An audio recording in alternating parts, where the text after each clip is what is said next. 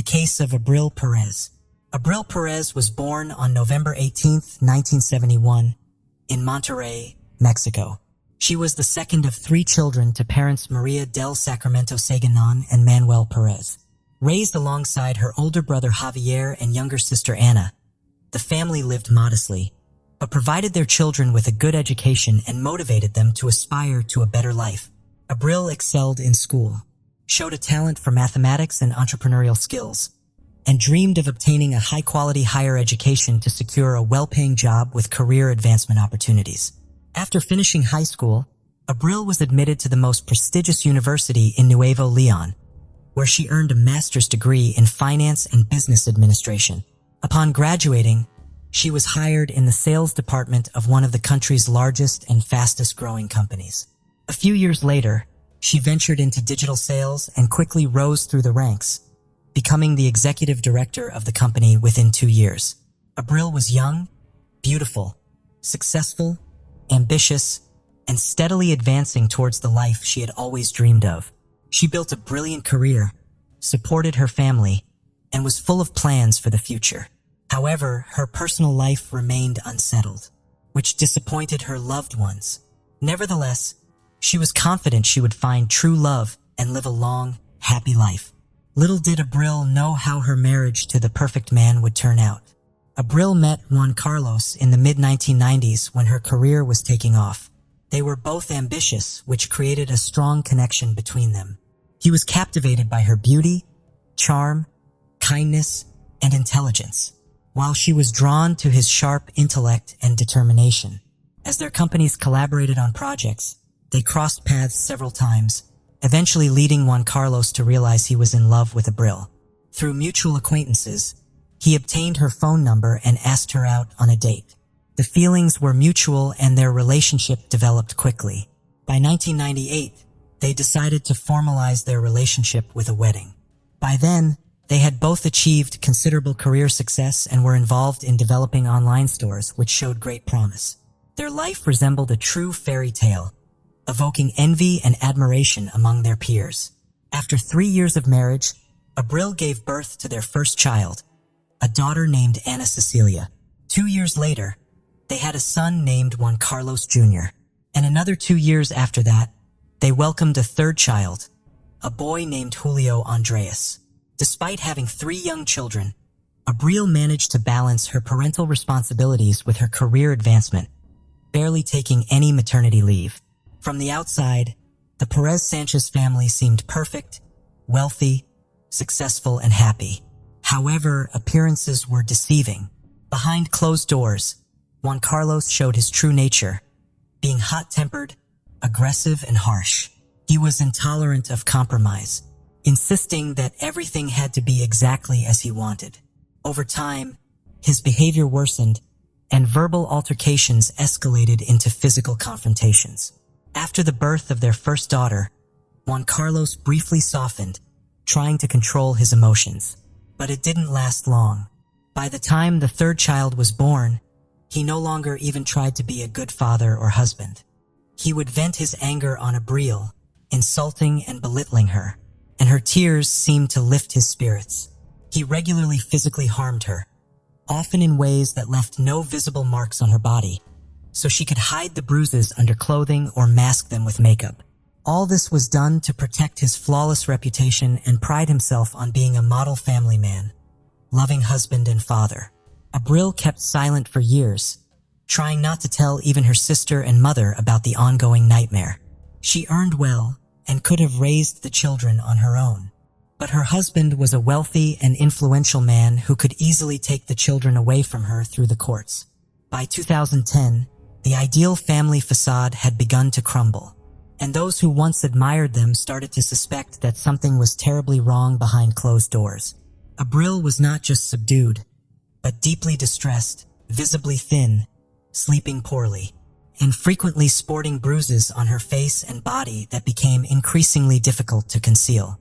In public, Juan Carlos maintained a calm and confident demeanor, pretending that nothing was amiss, playing the role of a loving and caring husband, interacting with his wife politely and affectionately. However, at home, he transformed into a monster, making it increasingly dangerous for Abril to be near him. Despite pleas from loved ones to divorce him, Abril stubbornly insisted that everything was fine and that she would handle the problems with her husband herself. In 2014, Juan Carlos's career reached its peak when he became the head of a major trading company, making him one of the most influential people in the field. After this promotion, the family moved to Mexico City, settling in a large house in one of the capital's best neighborhoods. Their children attended an elite private school, and Abril sincerely hoped that the move would positively affect their relationship. Contrary to expectations, the change only made Juan Carlos continue to physically harm and insult his wife, even doing so in front of their children. He began to groundlessly accuse her of infidelity, and whenever she tried to defend herself, he resorted to using his fists. He monitored her phone and emails, forbade her from using social media, and later even hired a private detective to follow her and photograph any men who came near her. Over the next 4 years, Abril tried everything to save her marriage, despite her husband's behavior becoming utterly unbearable. She lived in a never-ending nightmare that outwardly seemed like a happy and successful union, with many even envying her for having a prominent, influential, wealthy, and seemingly caring husband. In 2018, the Sanchez family traveled to Monterrey to celebrate Catholic Christmas with the Perez family. However, Juan Carlos behaved towards his wife as he was accustomed, not shying away from her parents, who were horrified by what they witnessed. At that moment, Abril realized things could not continue this way and informed her husband that she would file for divorce once they returned to Mexico City. Hearing this, Juan Carlos flew into a rage, grabbing her throat and squeezing so tightly that she nearly lost consciousness. Only her mother, Maria del Soro, entering the room and raising the alarm prevented a tragedy. When the family returned to their home in the capital, Abril prepared for divorce, moving from the marital bedroom to a small guest room. However, this did not save her from her tyrannical husband. On the morning of January 4th, while she was still asleep, Juan Carlos entered the bedroom holding a baseball bat, striking her hard on the head and attempting to swing again. Half awake, Abril barely understood what was happening, but managed to slip off the bed just in time, literally saving her own life. She began to scream, and the children ran into the room having heard the noise. The youngest son shielded his mother with his body while the eldest son took the bat from his father. Together, they fled the house and headed to the hospital, where doctors diagnosed Abril with a serious concussion and a deep laceration above her eyebrow, requiring stitches. As soon as his wife and sons left the home, Juan Carlos contacted his lawyer to explain the situation and asked for help in resolving it. He also posted on his social media page, claiming that his wife had betrayed him, was unfaithful and intended to leave him for another man, taking their children and attempting to take all their jointly acquired assets. Moreover, he claimed that his wife had stolen all the money from their home safe, and that when he tried to stop her, she injured him with a knife in the shoulder. As proof of his innocence, Sanchez shared photos of a bloody knife and stains on the floor, but these were later revealed to be fake. The blood was from Abril's own room, and the knife photo was taken from the internet. Despite this, his friends believed him and shared his story on social media, sparking widespread outrage. Meanwhile, Abril had filed a police report against Sanchez, accusing him of attempting to kill her. After being released from the hospital, she moved out of their home with their sons and was granted temporary custody. Their adult daughter, who was in college, also sided with her mother and condemned her father's behavior. Sanchez was ordered to pay a small amount of alimony to Abril and their sons, but he disagreed with the amount. He faced a potential prison sentence, but as an influential businessman, he was confident he would avoid punishment. Abril returned to her parents' home in Monterrey, where she filed for divorce and began offering online consultations to women in similar situations. She planned to open a center for psychological and legal assistance for victims of domestic violence. 8.5 months after the incident, Sanchez was finally arrested and charged with femicide, bodily harm, and attempted murder. He was jailed for over a month, but managed to appeal the pretrial detention decision and was released. During the trial, crucial evidence, including hospital photographs and medical records, was not presented. The judge deemed the testimonies of Abril and her sons insufficient and released Sanchez, stating that his actions did not pose a direct threat to Abril's life. Abril was shocked and frightened by the verdict, realizing that her ex-husband had used his connections to secure his release. She sent an official letter to the judge expressing fear for her life, but it had no impact. Immediately after being released, Sanchez began legal proceedings against Abril for custody of their sons, forcing her to return to Mexico City for court sessions. Abril arrived in Mexico City with her children on November 25th, fearing for their safety after a court session. As they drove to the airport, a motorcyclist stopped at a traffic light, pulled out a handgun, and fired twice at Abril, who was sitting in the front passenger seat. One bullet grazed their younger son, but none of the children were seriously hurt. Abril was rushed to the hospital, where doctors fought to save her life for over 6 hours. But unfortunately, she died that evening due to severe injuries and significant blood loss. Abril's family, convinced that her ex-husband Juan Carlos was behind the brutal act, urged authorities to arrest him. However, law enforcement stated that without identifying the shooter, it was difficult to discuss motives, and couldn't claim that it was a hitman sent by Sanchez. The case was not classified as femicide until further investigation, and Juan Carlos remained free. After Abril's death, her children were placed in the care of their maternal relatives, while their father, Juan Carlos Sanchez, prepared to fight for custody in court. Sanchez's soon-to-be ex-wife's sister wrote an angry social media post blaming him for the incident, but her page was quickly blocked and later deleted. Despite this, the family decided to draw public attention to the case. The attack on Abril, which occurred on a day dedicated to fighting gender-based violence, sparked widespread outrage. People began sharing numerous cases where men had attempted to kill women but were not punished. As a result, the General Prosecutor's Office launched a new investigation into Sanchez and instructed investigators to review the judge's decisions to release him. The judges involved in Sanchez's case were temporarily suspended and later removed from their positions. Mexican politician and women's rights defender Claudia Sheinbaum Parra confirmed that Abril's case had been reclassified as femicide and would be reinvestigated. The judges who had released Sanchez could face consequences for Abril's death if his guilt was proven. Sanchez posted on social media calling for the perpetrator of his ex-wife's death to be punished to the fullest extent of the law. However, his daughter Ana Cecilia left an angry comment, accusing her father of cruelty and sharing photos of her mother taken in the hospital after Sanchez had attacked her with a bat. Despite the media attention, Sanchez was initially left free under a restraining order, required to check in weekly at a police station. However, after he failed to appear, a warrant for his arrest was issued. He used his resources and connections to flee the country and enter the United States.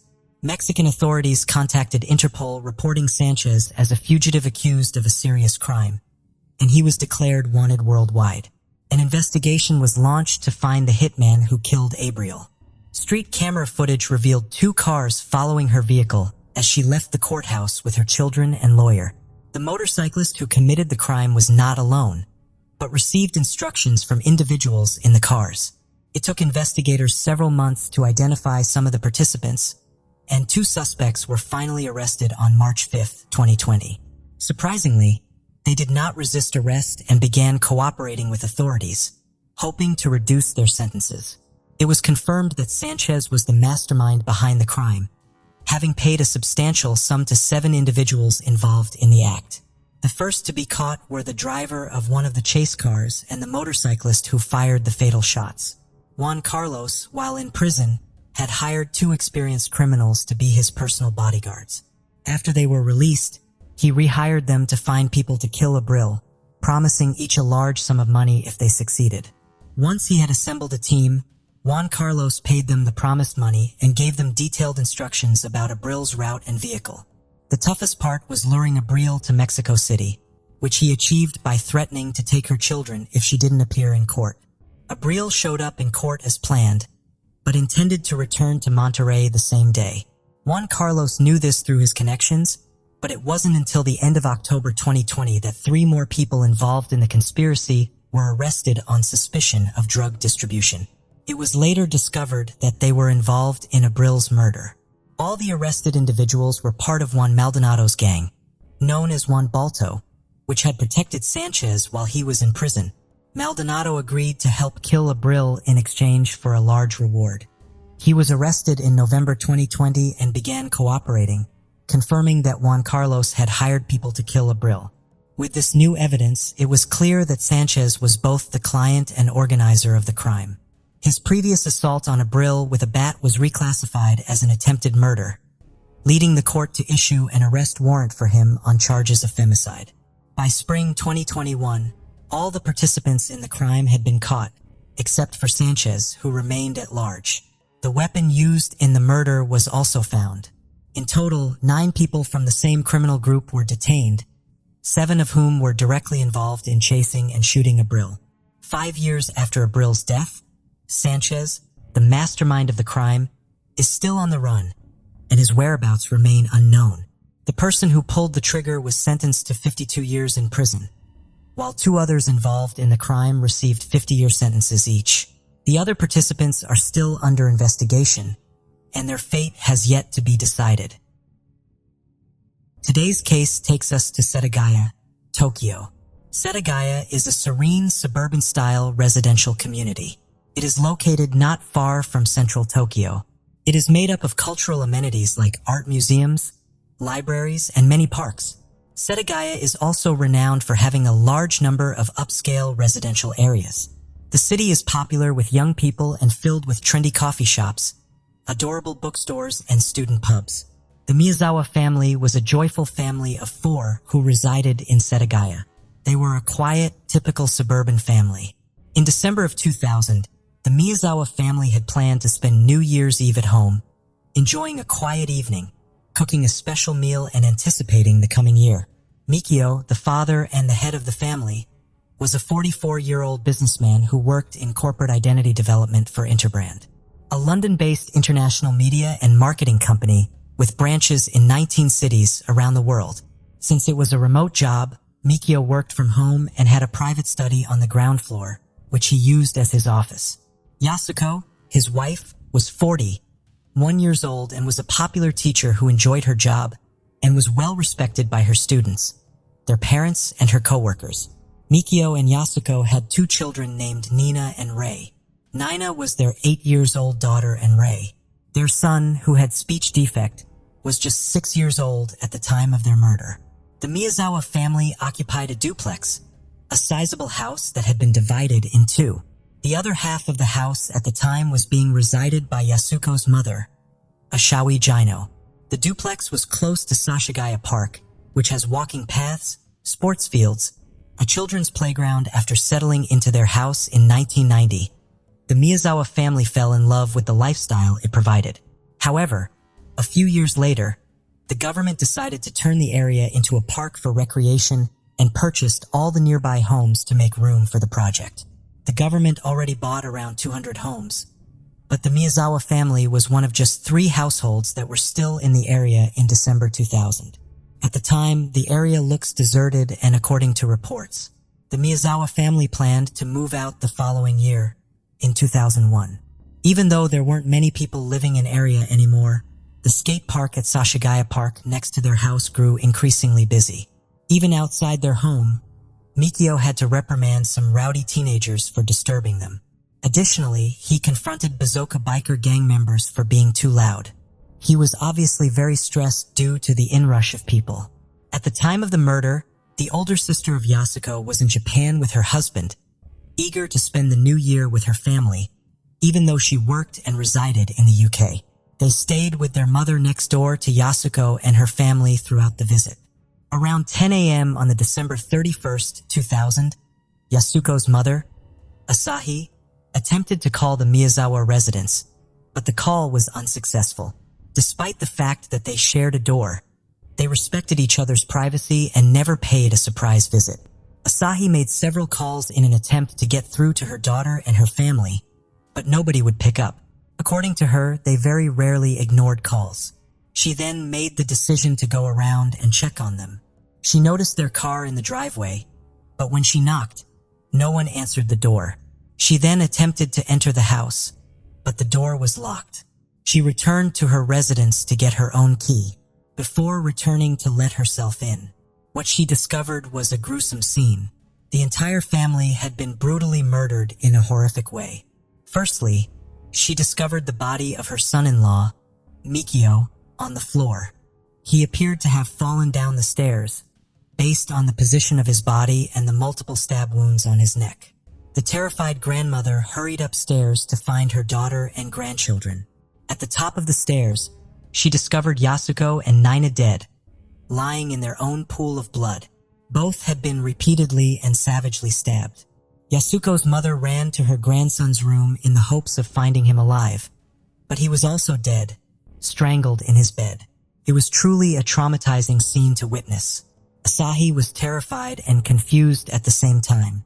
She frantically dialed the police's number, pleading with them to arrive as soon as possible. The house was in a mess when the police arrived at the crime scene.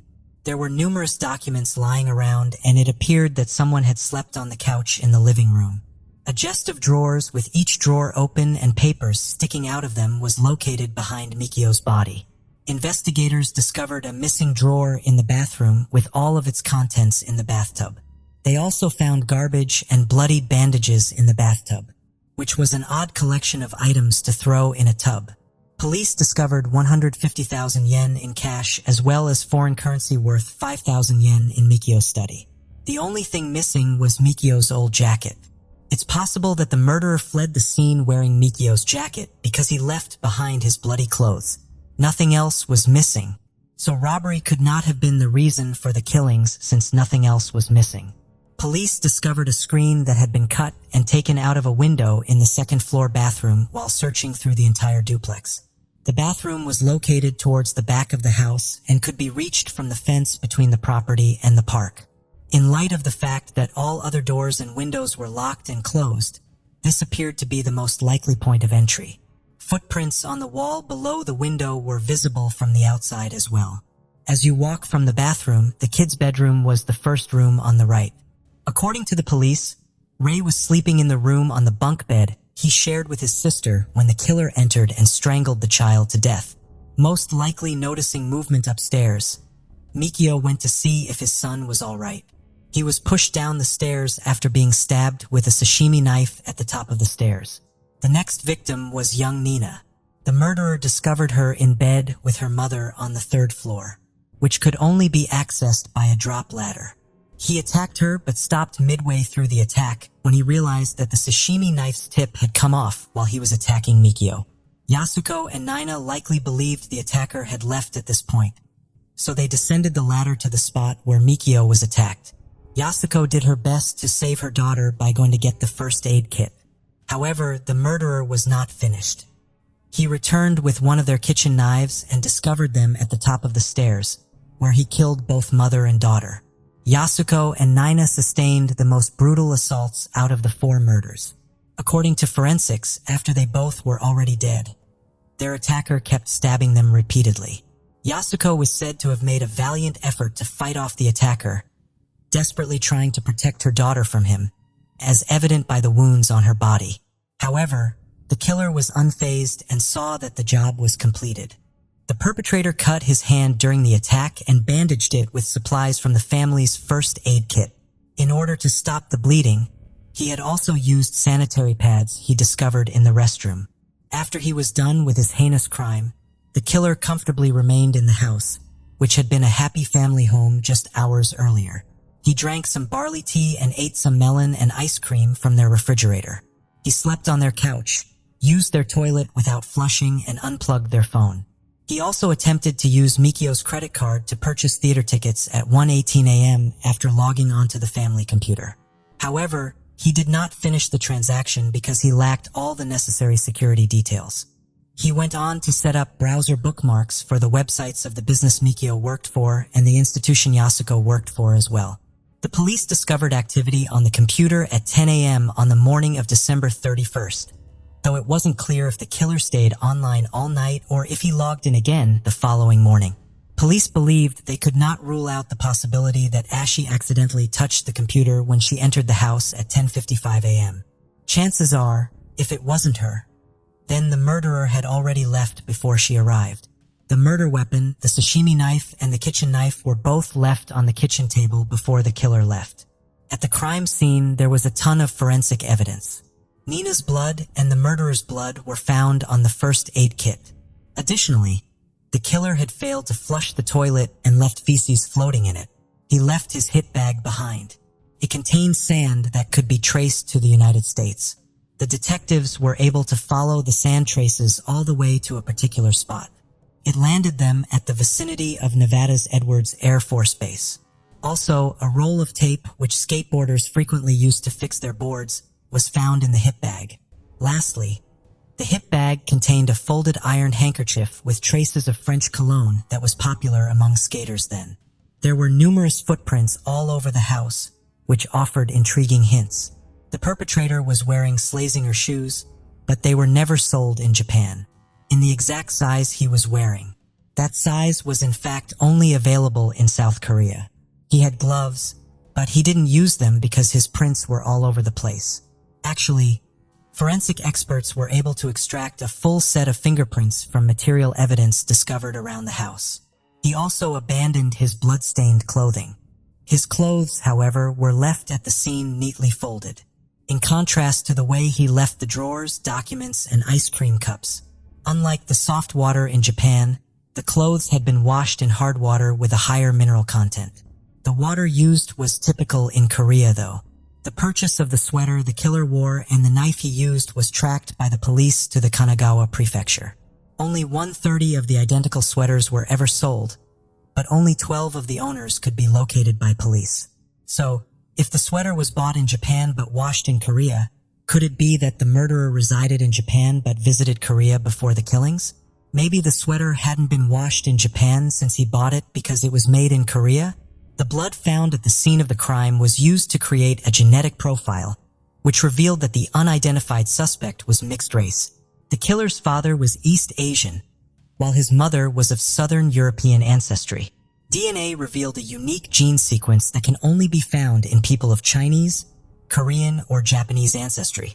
1 in 5 men of Korean descent, 1 in 10 Chinese men, and 1 in 13 Japanese men fit this type of profile. Detectives believed the theory that the murderer was a foreigner. Accepting that such a monster was not from your country was simpler. Despite sending investigators to Korea to work with local law enforcement on the case, the Korean government was unable to assist in identifying the murderer.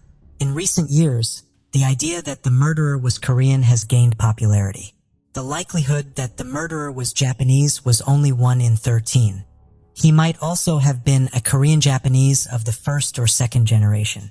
The Korean expat community and the diplomatic community were among the areas of Japan where investigators searched for a person of mixed race. Perhaps the maternal European connection could have offered some information. However, neither the killer's DNA nor fingerprints could be found on anyone. Police questioned whether the murderer might have been a member of the military due to the source of the sand in the hip bag. Could he have been a second-generation Korean Japanese or Chinese American citizen? Given that U.S. forces have been stationed in Japan since the end of World War II, despite the abundance of evidence, police were unable to identify the murderer. In an effort to identify anyone who might have had a reason to kill the Miyazawa family, they went back to the investigative board and looked at their connections and relatives. However, the victims' loved ones and friends had no idea who would want to murder them. They were well liked by the locals and had no known enemies. At the nearby skate park, Mikio warned skaters for being too loud, and that was it. It undoubtedly wasn't a good enough excuse to brutally murder a man and his family. According to forensic evidence found in the killer's faces that were left in the toilet, he had consumed sesame seeds and string beans, a dish that is very popular in Japan and is typically made at home. This must have been consumed by the murderer prior to the killings because it was not consumed at the Miyazawa residence. Police took into account the possibility that the killer still resided with his mother. A timeline of the incidents leading up to the terrible night was created by the investigators. There were numerous reports of animals being killed and dismembered in the park next to the family's residence, just 6 months prior to the murders. In August 2000, locals discovered that a cat had been skinned. Police were able to identify the perpetrator of the animal abuse later on in the investigation. He worked as a bank clerk, and his actions had nothing to do with the murders of the Miyazawa family. Few days before the murders, Yasuko had informed her father-in-law on December 25th that a strange car occasionally parked in front of their home. A car had no business being there because the park's entrance was on the other side of the fence. They also discovered a strange man wandering around the house 2 days later. Local residents claimed to have seen a strange man on December 29th wandering through the neighborhood shops. He was dressed in skater gear and was in his late 30s or early 40s. They noticed that he was wearing the same clothes that were discovered at the crime scene. This seemed strange, especially given the season. He did not appear to be dressed warmly enough. According to one of the shop owners, the man purchased a sashimi knife, which was the only knife sold that day. Strangely, the forensics identified the knife as the same knife the killer had used. A neighbor of the Miyazawa family saw the same man walking around their house again the following day. Everyone had left the house to go shopping, so nobody was home. The witness described the unknown person in detail, telling police that he was wearing a gray wool hat with a black stripe.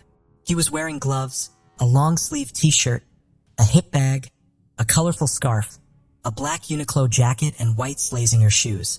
After the killings, the majority of these items were discovered in the Miyazawa residence. On the evening of December 30th, Yasuko called her mother at 7 o'clock to let her know that they had just returned home. Her mother then asked if the children were interested in coming over to watch television. Nina, the older child, loved the idea, while Riai preferred to stay at home. Nina spent a few hours with her grandmother next door before leaving between 9 and 9:30 p.m. to go to bed. The family computer was used for the last known activity in the Miyazawa residence at 10:38 p.m. Mikio opened a work email that was password protected. He is the only person who is likely to have known the password to open the email. A neighbor overheard a fight inside the Miyazawa's house at 11 o'clock while he was taking a stroll in the park. It sounded more like a husband and wife arguing than like a physical altercation. A loud thud was heard in the other half of the building next door. Around 11:30 p.m. by Asahi and Yasuko's sister, they were both watching television while still awake. Another witness observed a man leaving the house quickly around the same time. When Asahi arrived after 10 a.m. the following morning, she reported to the police that the light on the ground floor and in the entrance hallway was on. However, the light, according to a paperboy who delivered papers at the Miyazawa's doorstep on the morning of 31st, was not on. A taxi driver came forward after the murder and admitted to the police that he had picked up 3 middle-aged men close to the Miyazawa family home. According to him, the silence in the car was unsettling, almost too quiet. The driver said there was blood on the back seat when they exited and one of the men was hurt. Another tip came in again soon after. A young man visited a clinic on December 31st, about 70 miles north of the Miyazawa family home. His hand had been cut so deeply that his bone was exposed. Medical personnel were treating the wound. The man was described by staff as being very composed and not showing much concern for his injury. Given how serious the wound was, they thought his behavior was odd. The man was described as being in his 30s, wearing a black down jacket and jeans. He left the center without giving any information, not even a name or an address. Only later in the investigation was this tip determined to be significant. Police initially believed that the murderer had left the scene in the middle of the night, but after processing the crime scene and receiving the results of the blood tests, they came to the conclusion that he had actually left in the morning, just before Asahi arrived. Numerous months had passed by the time the data from the medical center was analyzed and police were still without any leads on the man.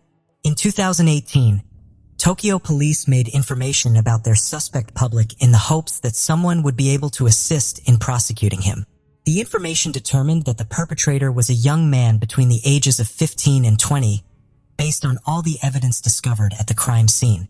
He stands at 170 centimeters tall, and they were able to determine that he is right-handed by looking at the victim's knife wounds. He might have been a drifter or an undocumented immigrant, which would account for why he was impossible to find. The police speculated that the murderer might have been the son of a diplomat, a soldier, or the son of a wealthy local family who may have been one of the skaters who fought with Mikio in the months before the killings because it was determined that he was younger than 30 to 40 years old. 250,000 police officers worked on the case in the months following the murders. In Japan, violent home invasions are extremely uncommon, so authorities were determined to apprehend the murderer. Police were never able to identify the murderer, despite all the available evidence. 40 officers are still working the case today, reviewing case files and repeating witness interviews. They frequently distribute flyers with details about the killer's attire and appearance at train stations close to the Miyazawa's residence in the hopes that someone will come forward with fresh information. Tokyo Metropolitan Police Department has offered a 20 million yen reward to anyone who can assist them in solving this 23-year-old mystery. Every year, police gather at the Miyazawa home to pay their respects to the family and make a commitment to never give up on the effort to find their killer. The house is now a family mausoleum for the Miyazawas, boarded up and vacant. The building was recently targeted for demolition by the local council, but the family refused to let that happen. This is such a sad case. It's disturbing how the police haven't still found the perpetrator, even with all the evidence at hand. Friends, what do you think about this case? Please share your ideas and theories about this case with me in the comments. I would love to hear them. Blake Leibel was born in Toronto, Ontario, Canada on the 8th of May in 1981. His family was a well-off family right up the tree. His father, Lorne Leibel, is well-known real estate tycoon and Canadian Motorsport Hall of Famer, while Blake's mother, Eleanor Chettle, inherited Alraz products from her father, Paul Chettle. This company makes plastic polytart materials and is reported to generate over $28 million in sales annually. But while grandfather Paul Chettle was a success, it was reported that he was known to be a control freak and bully.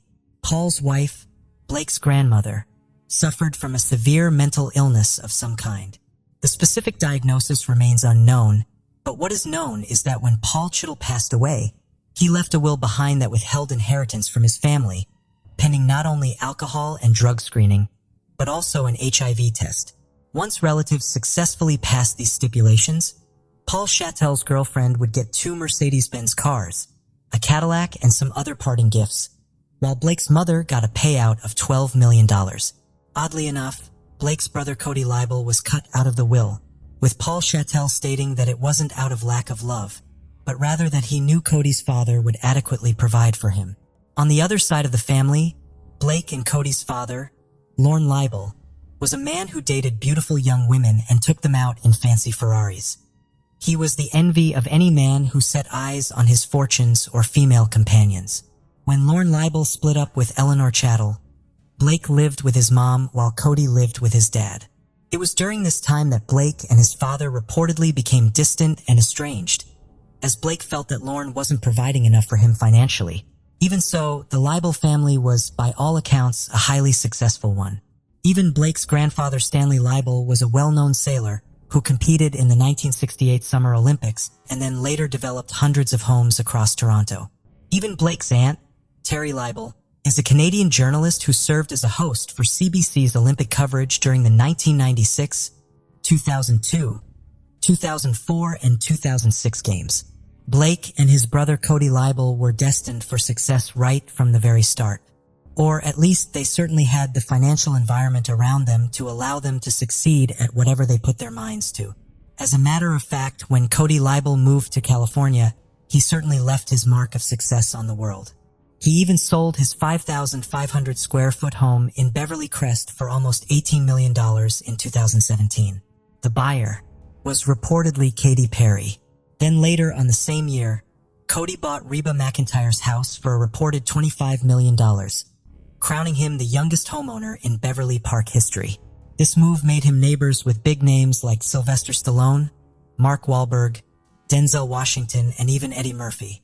As the world's youngest owner of a Ferrari Enzo, Cody not only owned a record label, but he was a regular at a poker club called Molly's Game that reportedly hosted famous faces like Leonardo DiCaprio, Ben Affleck, Matt Damon, and Tobey Maguire.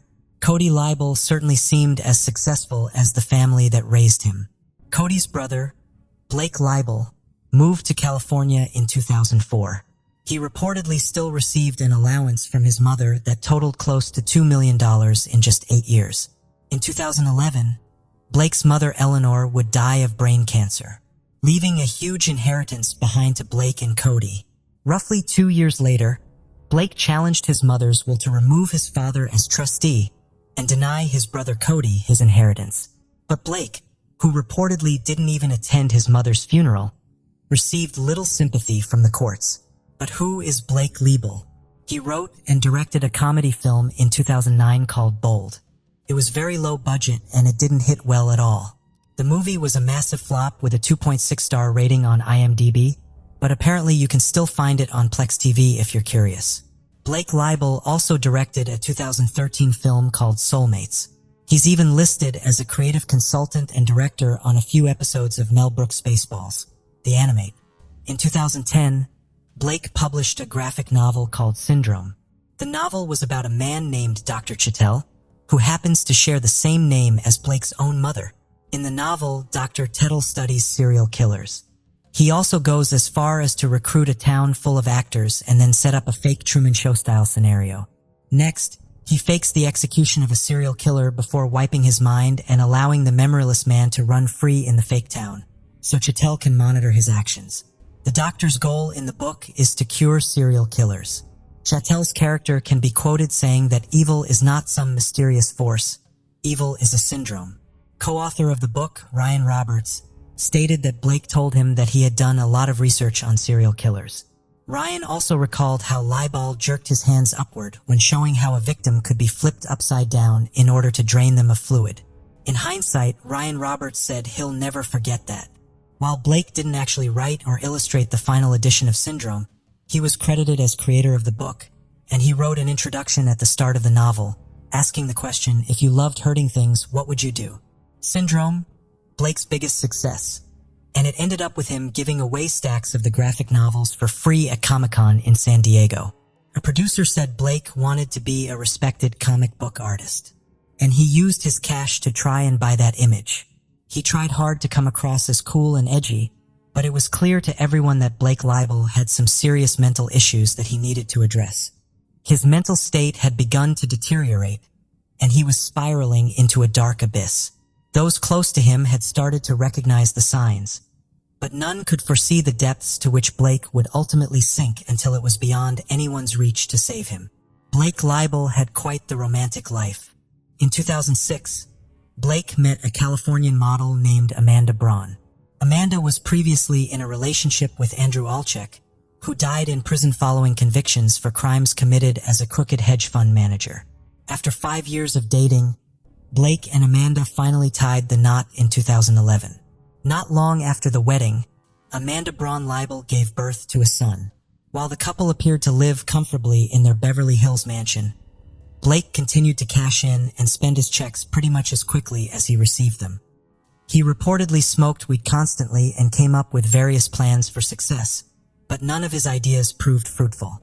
During this time, one of Leibel's friends said Blake was developing a dark obsession with brutal violence. It was like Blake was becoming a different person. He was distant and paranoid. Then in the summer of 2015, Blake left Amanda while she was pregnant with their second child.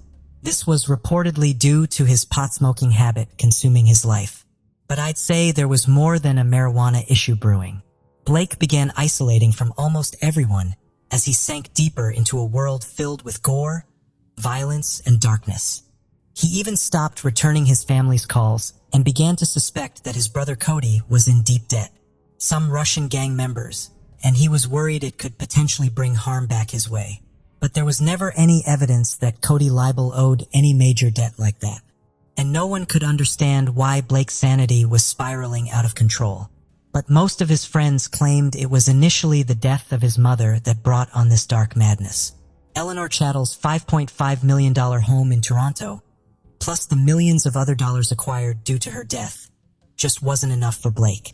He was broke, and when he failed to have his mother's will overturned in 2013, he turned to his father to help him pay for his mounting credit card debts. Then Blake was sued by his lawyers for non-payment in the unsuccessful case of Eleanor Chettle's will. After Blake split up with Amanda, he began pitching another original script called Psychopump.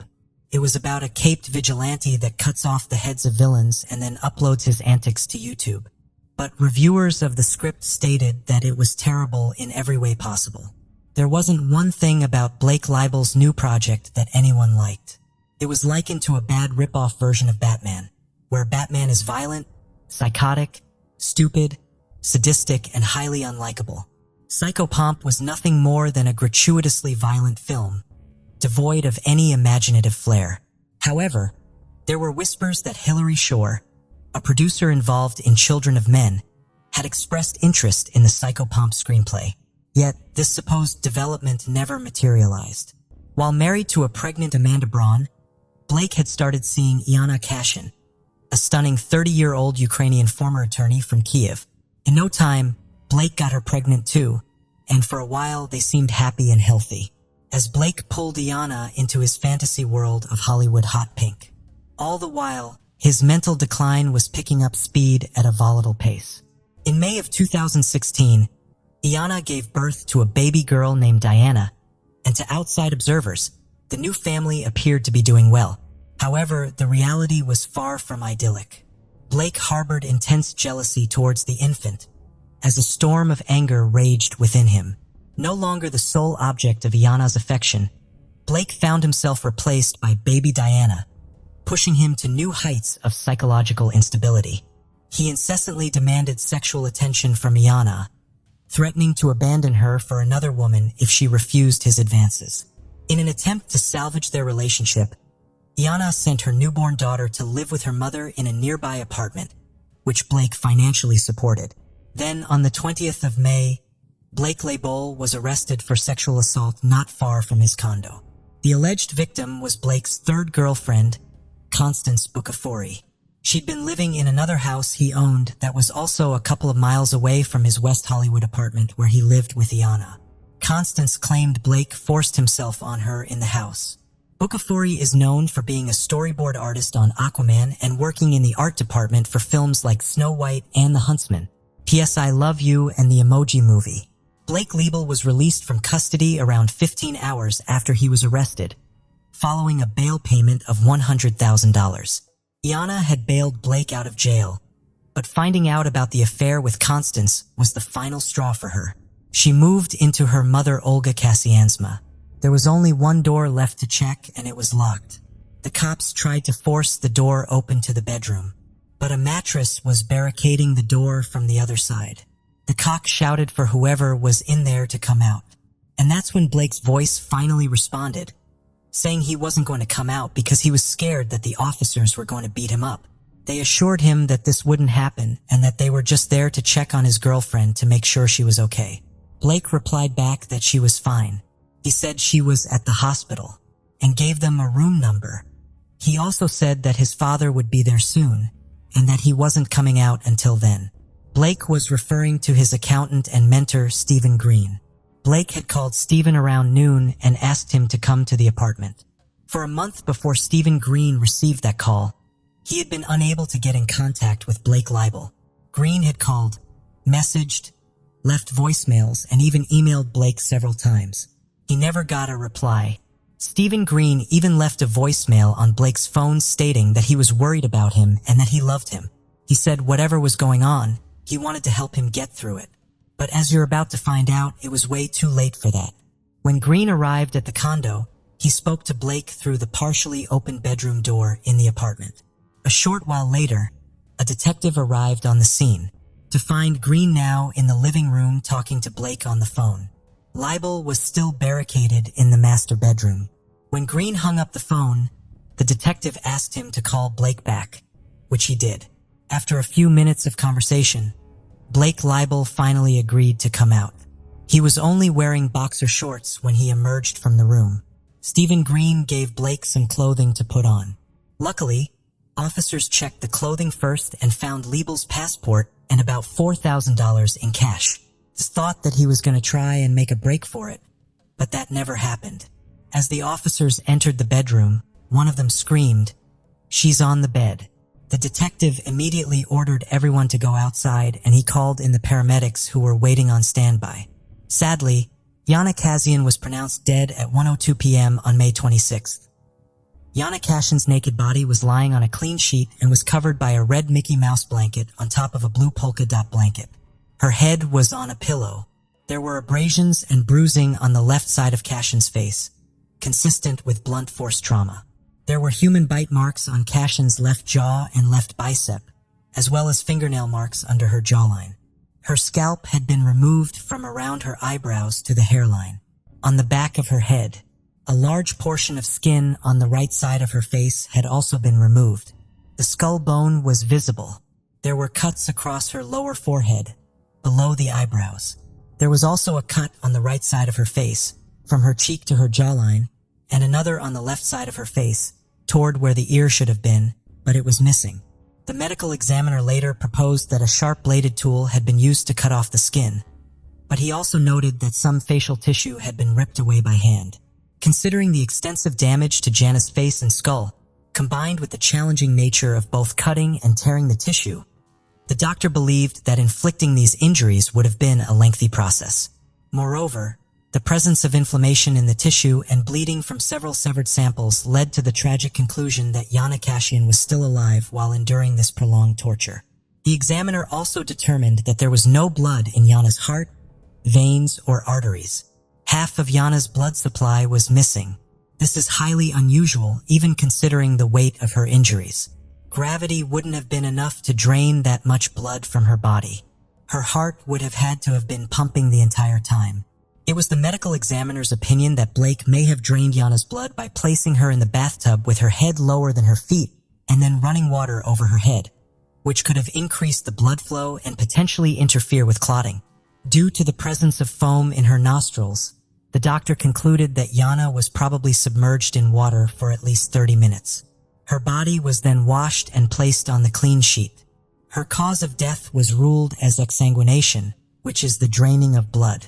There was an additional pillow to the left of Yana, with an indentation on it. It was as if someone had been laying next to her.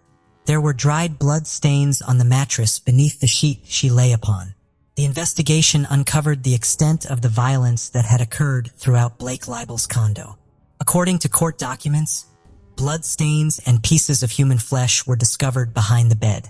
Blood was also splattered on the wall near Jana's body. A fragment of an eyebrow was found on the floor beside the bed. In addition to the mattress Jana was lying on, blood stains were present on another mattress from a second bed in the room, as well as on a side table and in various other areas of the bedroom. The mattress that had been used to obstruct the door belonged to the second bed. Clump of hair and a blood-stained razor were found in the trash can.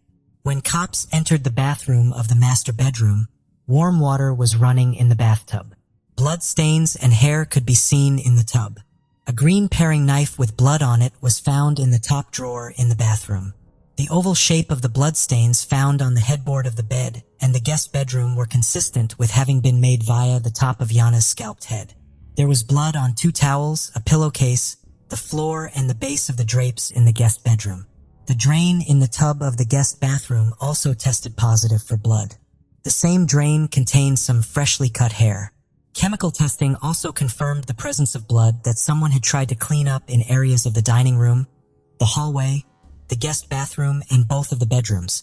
The kitchen garbage disposal also tested positive for blood. Then more evidence was found in the dumpster. Inside trash bags that had been thrown down the garbage chute, mere feet from Blake's condo door, investigators found blood-stained bedding, towels, clothing, bath mats, placemats, a bed skirt with bloody handprints, human tissue, including some pieces with hair that appeared to be scalp, and the missing ear. Samples taken from Blake's hand and fingernails also contained Yana's DNA. Yana's hands showed signs of injury consistent with self-defense. The marks and bruises seen on Blake's face when arrested were most likely inflicted by Yana fighting for her life. The LA coroner concluded that she was kept alive for around 8 hours. He said he'd never seen injuries like that, and he likened them to wartime injuries. Blake Leibel was arrested and charged with the torture and murder of Yana Kassian. It was later discovered that he used her phone to order food to the apartment via Postmates twice during the time Yana was missing. Blake's demeanor on the scene was described as ice cold. He acted as if he didn't even know Yana was dead. When an officer told him, he simply replied, "Well, I guess you'll find out who did it then." Leibel donned an evil grin as officers led him away from the condo in handcuffs.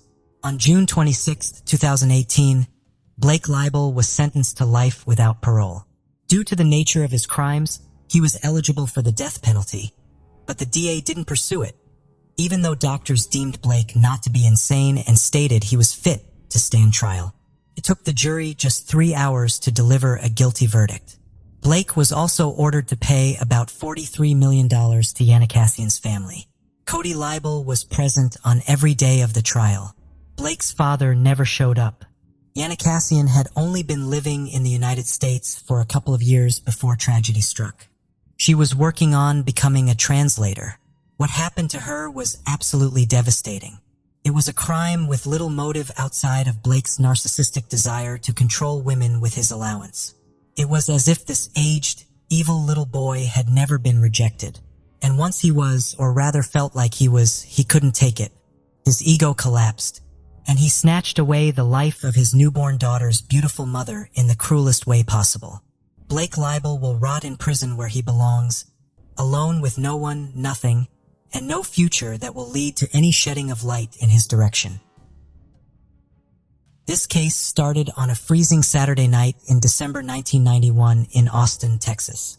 Two 17-year-old girls named Eliza Thomas and Jennifer Harbison were co-workers at the I Can't Believe It's yogurt store at the North Cross Mall. It was almost 11 o'clock at night and their shift was about to end. A little bit after 10 o'clock, Jennifer's sister, 15-year-old Sarah Harbison, and her friend 13-year-old Amy Ayers were hanging around the store. They were waiting for the girls' shift to end since the four of them were going to a slumber party together that night. To avoid being late to the party, Sarah and Amy entered the store to assist Eliza and Jennifer close up in time. However, when the clock struck 12 o'clock, Officer Troy Gay of the Austin Police Department was on patrol that evening when he saw smoke coming from the yogurt store. Firefighters quickly arrived on the scene after the officer called in. They soon discovered a horrifying scene while putting out the fire. In the store, the lifeless bodies of Jennifer, Sarah, Amy, and Eliza were strewn across the floor. It was obvious that they had been ruthlessly murdered. The teenagers were all bound and gagged in their own clothes while completely naked. Jennifer, Sarah, and Eliza were found in the rear of the back room, huddled into one corner while Amy's body was recovered in the middle of the back room. Sarah and Eliza were piled on top of one another and Jennifer was lying nearby. The girls' legs were wide open and one of them had an ice cream scoop tucked in between it.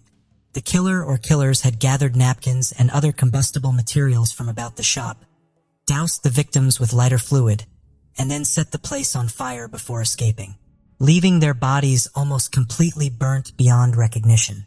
Their autopsy results revealed that they had all been shot execution style in the back of the heads. Additionally, 2 or more of the girls had experienced sexual assault. Authorities also disclosed to the media that 2 firearms had been used in the killings, raising the possibility of at least 2 killers. Police investigators and the management of the yogurt shop determined that $540 or so was taken from the shop.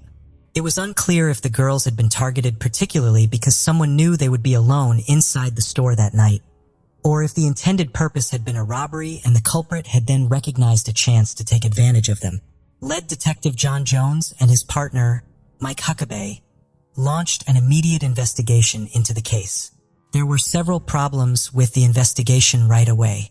First of all, the firefighters who responded to the crime scene did their jobs, but ultimately washed away important forensic evidence in the process. Furthermore, the city of Austin had only 1 fingerprint unit at the beginning of the 1990s, which lacked forensic expertise. Additionally, there was only 1 homicide investigator working the shift the night of the murders due to the limited number of the city's homicide squad. Despite the police department's shortcomings, Detectives Jones and Huckabee had quite a large number of suspects. The police station's phones were ringing nonstop as tips poured in. When faced with 342 suspects and scores of fake confessions, the investigators became overwhelmed. The investigators started by looking into possible local serial killers. due to the graphic nature of the crime and the staging of the teenagers' bodies. This led them to Kenneth Allen McDuff. Kenneth Allen McDuff was a Texas serial killer who was thought to have committed at least 14 murders. On August 6, 1966, he was found guilty of killing 3 teenagers named Robert Brand, Mark Dunman, and Edna Louise Sullivan. These killings were known as the Broomstick Murders, because Edna's neck was broken like a broomstick after she had been sexually abused numerous times. For his crimes, Kenneth Allen McDuff was given a death sentence, but in 1972, the U.S. Supreme Court decided to end the death penalty in a 5-4 ruling, and his sentence was altered to life in prison with the chance of parole. He was granted parole in 1989 as a result of prison overpopulation. It is believed that Kenneth Allen McDuff further committed numerous killings upon his parole, including the 1992 slaying of Melissa and Northrup, a 22-year-old Texan. After many years of eluding authorities, McDuff was ultimately apprehended and put on death row. On November 17, 1998, the day before he was put to death, he admitted to killing the 4 teenagers at the yogurt store. He was foolish if he believed that making this last-minute confession would save his life. That day, as planned, he was put to death. Detectives looked into McDuff's confession, but disregarded him when fingerprints and hair taken from the yogurt store could not be used to identify him as the killer. About 8 days after the brutal killing of the girls, investigators received a tip to look into a teenager named Maurice Pierce. Maurice Pierce was a 16-year-old boy who was spotted with a gun that night at the North Cross Mall, where Sarah and Amy were hanging out before going to the yogurt store. The weapon was a handgun with a .22 caliber, the same caliber as one of the weapons used to kill the girls. However, nothing came out from the lead when Detectives Jones and Huckabee questioned Pierce, along with his 3 friends who accompanied him to the mall. Ballistics analysis of Maurice Pierce's gun revealed that it did not match the murder weapon.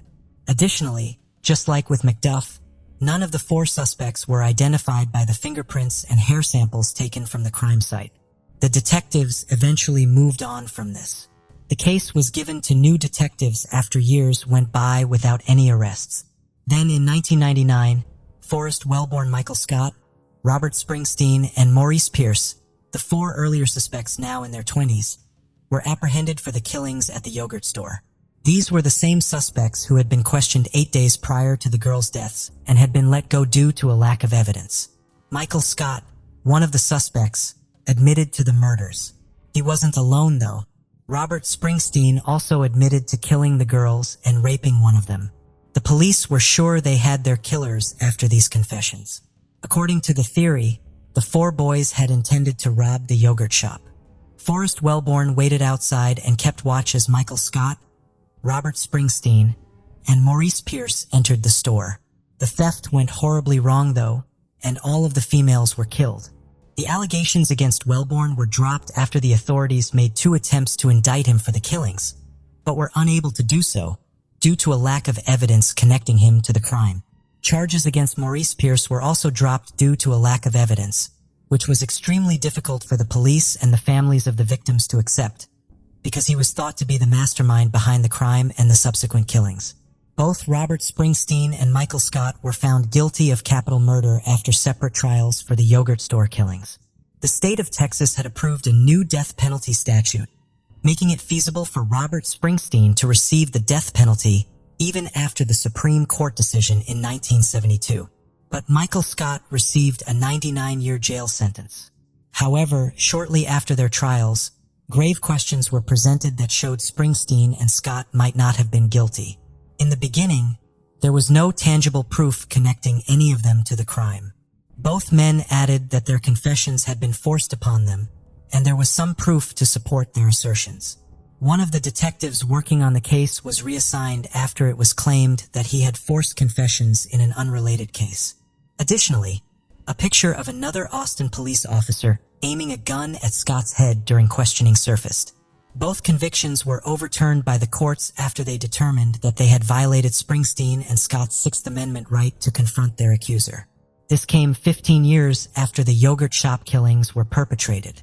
During the trial, Michael Scott and Robert Springsteen's confessions were used against each other, but their attorneys were never permitted to cross-examine the accuser. It was determined that their constitutional rights had been violated as a result. Later, in 2008, DNA testing on the evidence gathered from the crime scene revealed that neither Scott nor Springsteen's DNA, nor that of any other persons accused of the crime, matched the results. According to then Travis County District Attorney Rosemary Laneberg, the yogurt store murder was committed by Scott and Springsteen.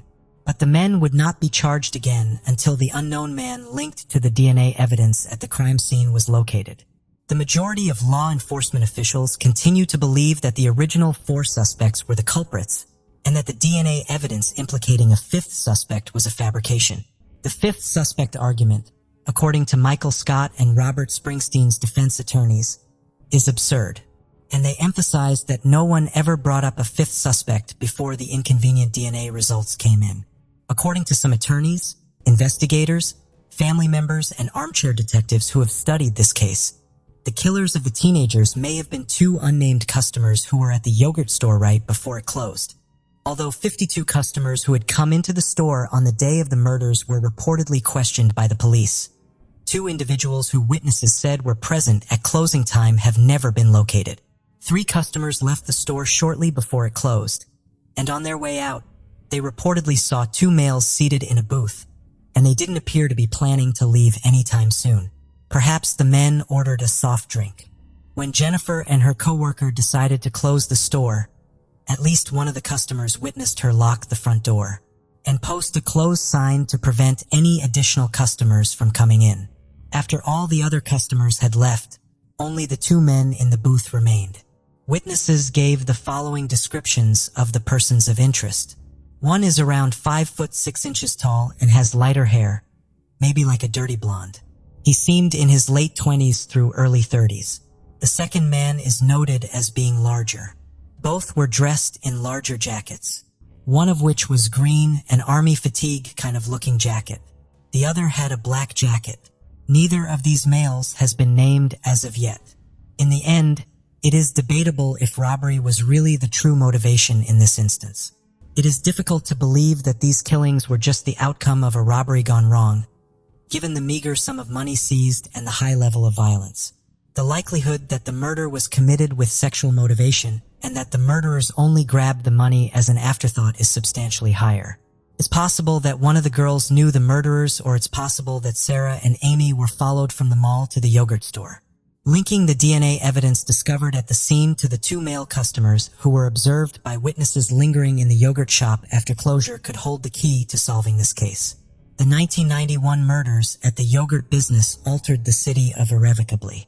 The murders were referred to by the then mayor as the crime where Austin lost its innocence. Residents of Austin began to doubt the safety of their community after the brutal and untimely deaths of 4 young girls who still had their entire lives ahead of them. The I Can't Believe It's yogurt store was converted into a nail salon, but a plaque honoring Jennifer Harbison, Sarah Harbison, Amy Ayers, and Elijah Thomas still stands in the parking lot beneath a large oak tree, serving as a reminder to anybody passing by that the murder case is yet to be solved, and that justice is yet to be served. The case of Christine Marie Paolia. Once a bright and promising student, Christine became embroiled in a web of tragedy and despair.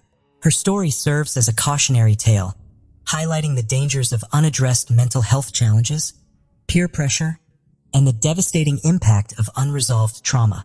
Christine Marie Pyler was born on March 31, 1986, on the peaceful shores of Long Island, New York. She was the second child of Lori and Charles, with her father working as a construction worker and her mother tending to the home. During her early years, was known to be a lively and sociable child, though she could also be shy at times. She shared a close and affectionate relationship with her doting father. Tragically, Christine's life was shattered when her father met an untimely demise in a construction accident, crushed by falling bricks. The sorrow continued to engulf her as she lost her grandfather and great-grandmother soon after. Bereft of her father's comforting presence, Christine's family struggled with grief. Her mother, Lori, grappling with the weight of her husband's death, found solace in drugs, spiraling into addiction. Unable to provide a stable environment, Lori lost custody of Christine and her older brother, who found refuge in the care of their grandparents. During her early school years, Christine was diagnosed with alopecia, a condition that caused her to lose her hair, eyebrows, and eyelashes. Each morning, she would find clumps of her hair scattered across her pillow, resulting in bald patches and eventually affecting her eyesight, leading to the loss of her eyebrows and eyelashes. Additionally, she also had poor vision, which required her to wear thick eyeglasses from kindergarten through middle school. Christine endured persistent taunts and bullying from her peers, a relentless assault that severely undermined her self-esteem. Isolated and despondent, she grappled with loneliness and depression. Deprived of the companionship of friends to share her trials and triumphs, her classmates struggled to understand the cause of her thinning hair, leading to persistent teasing and mocking. Despite her attempts to conceal the loss with wigs, often described as bulky and reminiscent of Halloween costumes, she found no respite from the ridicule, further adding to her distress. Her drawn-on eyebrows also drew attention, fueling the mockery she faced, even with the wigs. Her torment persisted, escalating to the point where other children would brazenly remove them. Each morning brought a sense of dread, as Christine faced the uncertainty of which classmate would inflict pain upon her that day, deepening her anguish and resentment towards school. After reuniting with her mother, who had overcome her addiction and remarried, Christine and her family left Long Island behind and relocated to Clear Lake City, Texas, a suburb of Houston. This new environment offered a fresh start for Christine and her siblings. Living in a predominantly upper-middle-class neighborhood and enrolling in Clear Lake High School, Christine prepared herself for the possibility of continued bullying, but fate had other plans.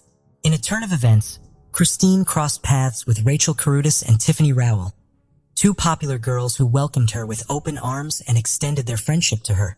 Embracing this opportunity, they took Christine under their wing and initiated a remarkable transformation. With their guidance, Christine underwent a physical makeover, learning how to dress and apply makeup while also acquiring more stylish wigs. This outward change mirrored a profound inner shift as Christine blossomed into a more confident, outgoing, and content individual. With Rachel and Tiffany by her side, Christine effortlessly became part of the social scene at her high school, where she was embraced and admired by her classmates. Her transformed demeanor, brimming with confidence and charm, led to her being crowned Miss Irresistible in 2003, marking a poignant milestone in her journey of self-exploration and personal growth. Rachel and Tiffany exemplified social grace, effortlessly navigating popularity while remaining genuinely kind and inclusive.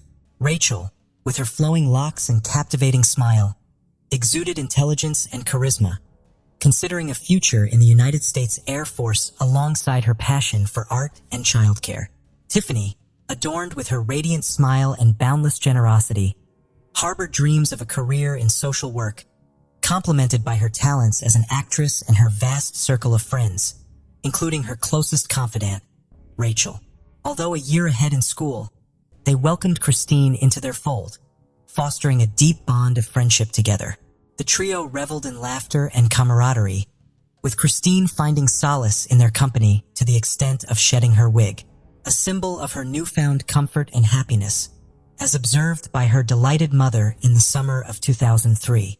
Rachel and Tiffany, at the age of 18, began a new chapter by moving in together. Meanwhile, Christine, who was 17 years old, remained in her final year of high school and frequently visited the pair. It was during this time that Christine started a relationship with Christopher Lee Snyder, a 21-year-old man. However, Christine's mother, stepfather, as well as Rachel and Tiffany disapproved of the relationship. Their concerns were rooted in Christopher's history of drug abuse and his extensive criminal record, which included armed robbery. Despite the warnings from her loved ones, Christine continued the relationship, leading them to express their belief that she deserved better. Eventually, Christine found herself treading the same path as her boyfriend, succumbing to the allure of various drugs alongside Christopher. Christine's mother would later describe their relationship as toxic, revealing that Christopher not only isolated her daughter from loved ones, but also subjected her to alleged sexual assault. The couple's dynamic was plagued by intense jealousy, leading to frequent and heated conflicts. One particularly humiliating incident occurred when Christopher brazenly appeared at Christine's school, forcibly removing her wig in a deliberate attempt to shame her in front of classmates. Battling deep-seated insecurities and an unquenchable need for Christopher's attention, Christine became possessively jealous whenever he interacted with other girls. Christopher's family, recognizing the doomed nature of their relationship, pointed to the relentless arguments that plagued the couple. One such dispute escalated to the point where Christine spent an entire night on Christopher's front lawn, issuing threats of violence against his family. The police were frequently called to intervene in Christine's tumultuous relationship, and Christopher allegedly confided in his loved ones that he was truly frightened by only two things: the authorities and Christine herself.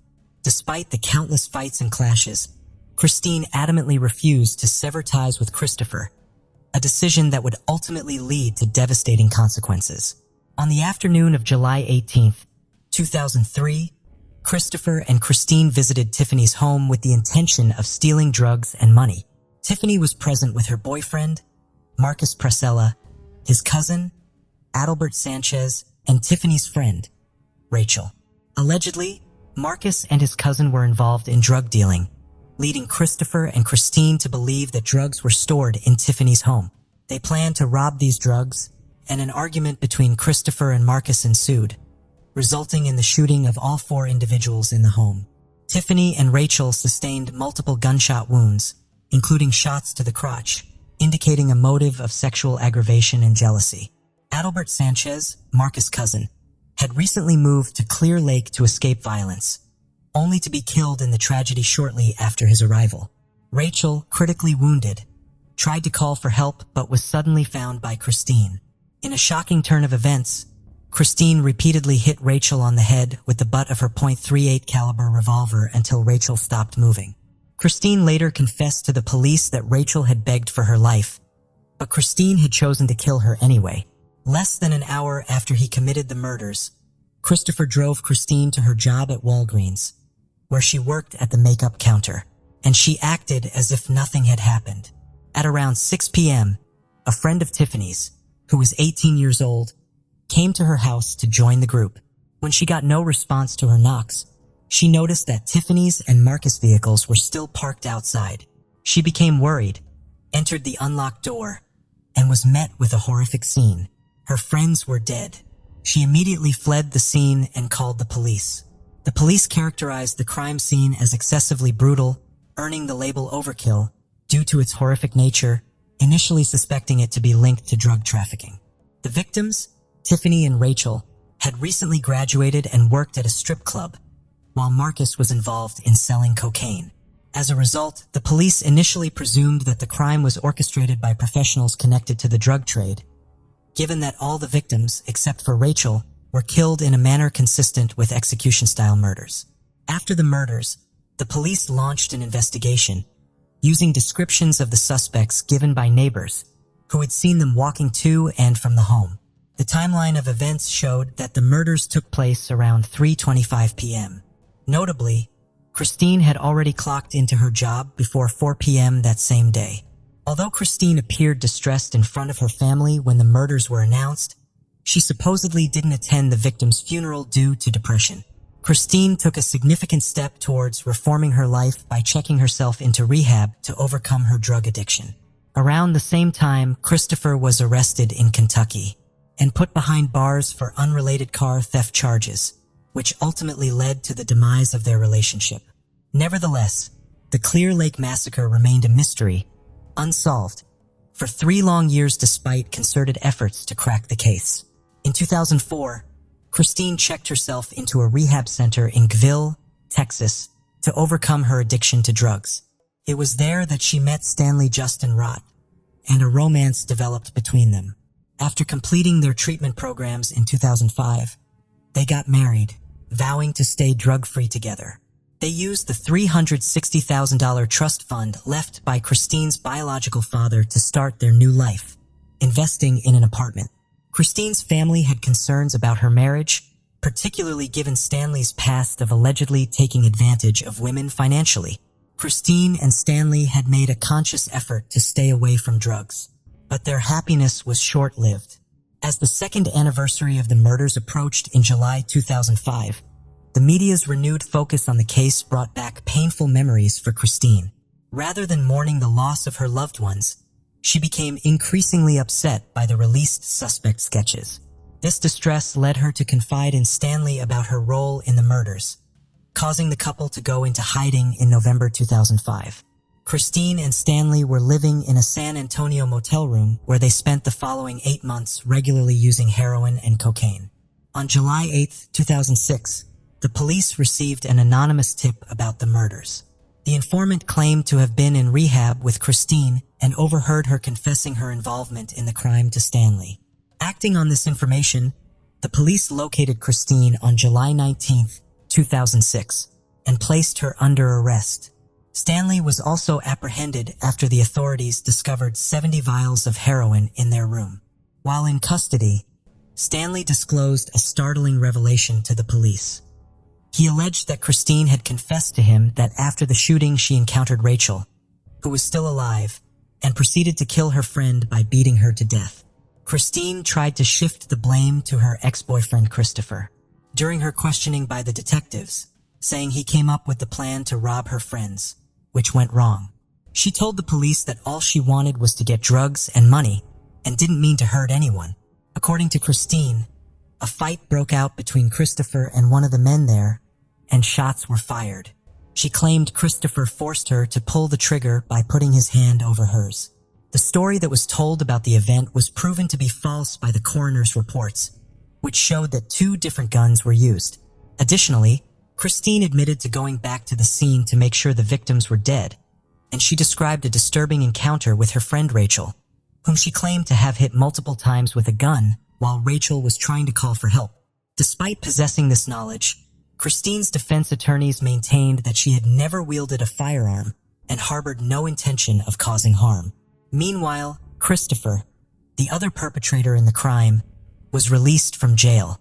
However, upon police entering his residence, they discovered that he had vanished without a trace, even before law enforcement arrived. Reportedly, he had become aware of the warrant for his arrest and the impending capital charges against him. Christopher had apparently moved to South Carolina and started dating a woman he met online. After finding out about the arrest warrant, he allegedly brought back pills and soda from South Carolina. Sadly, his body was later found lifeless in a nearby wooded area, and medical examiners confirmed that the cause of death was an overdose of pills. Inside the safe, police found 2 guns that were later matched to the murders.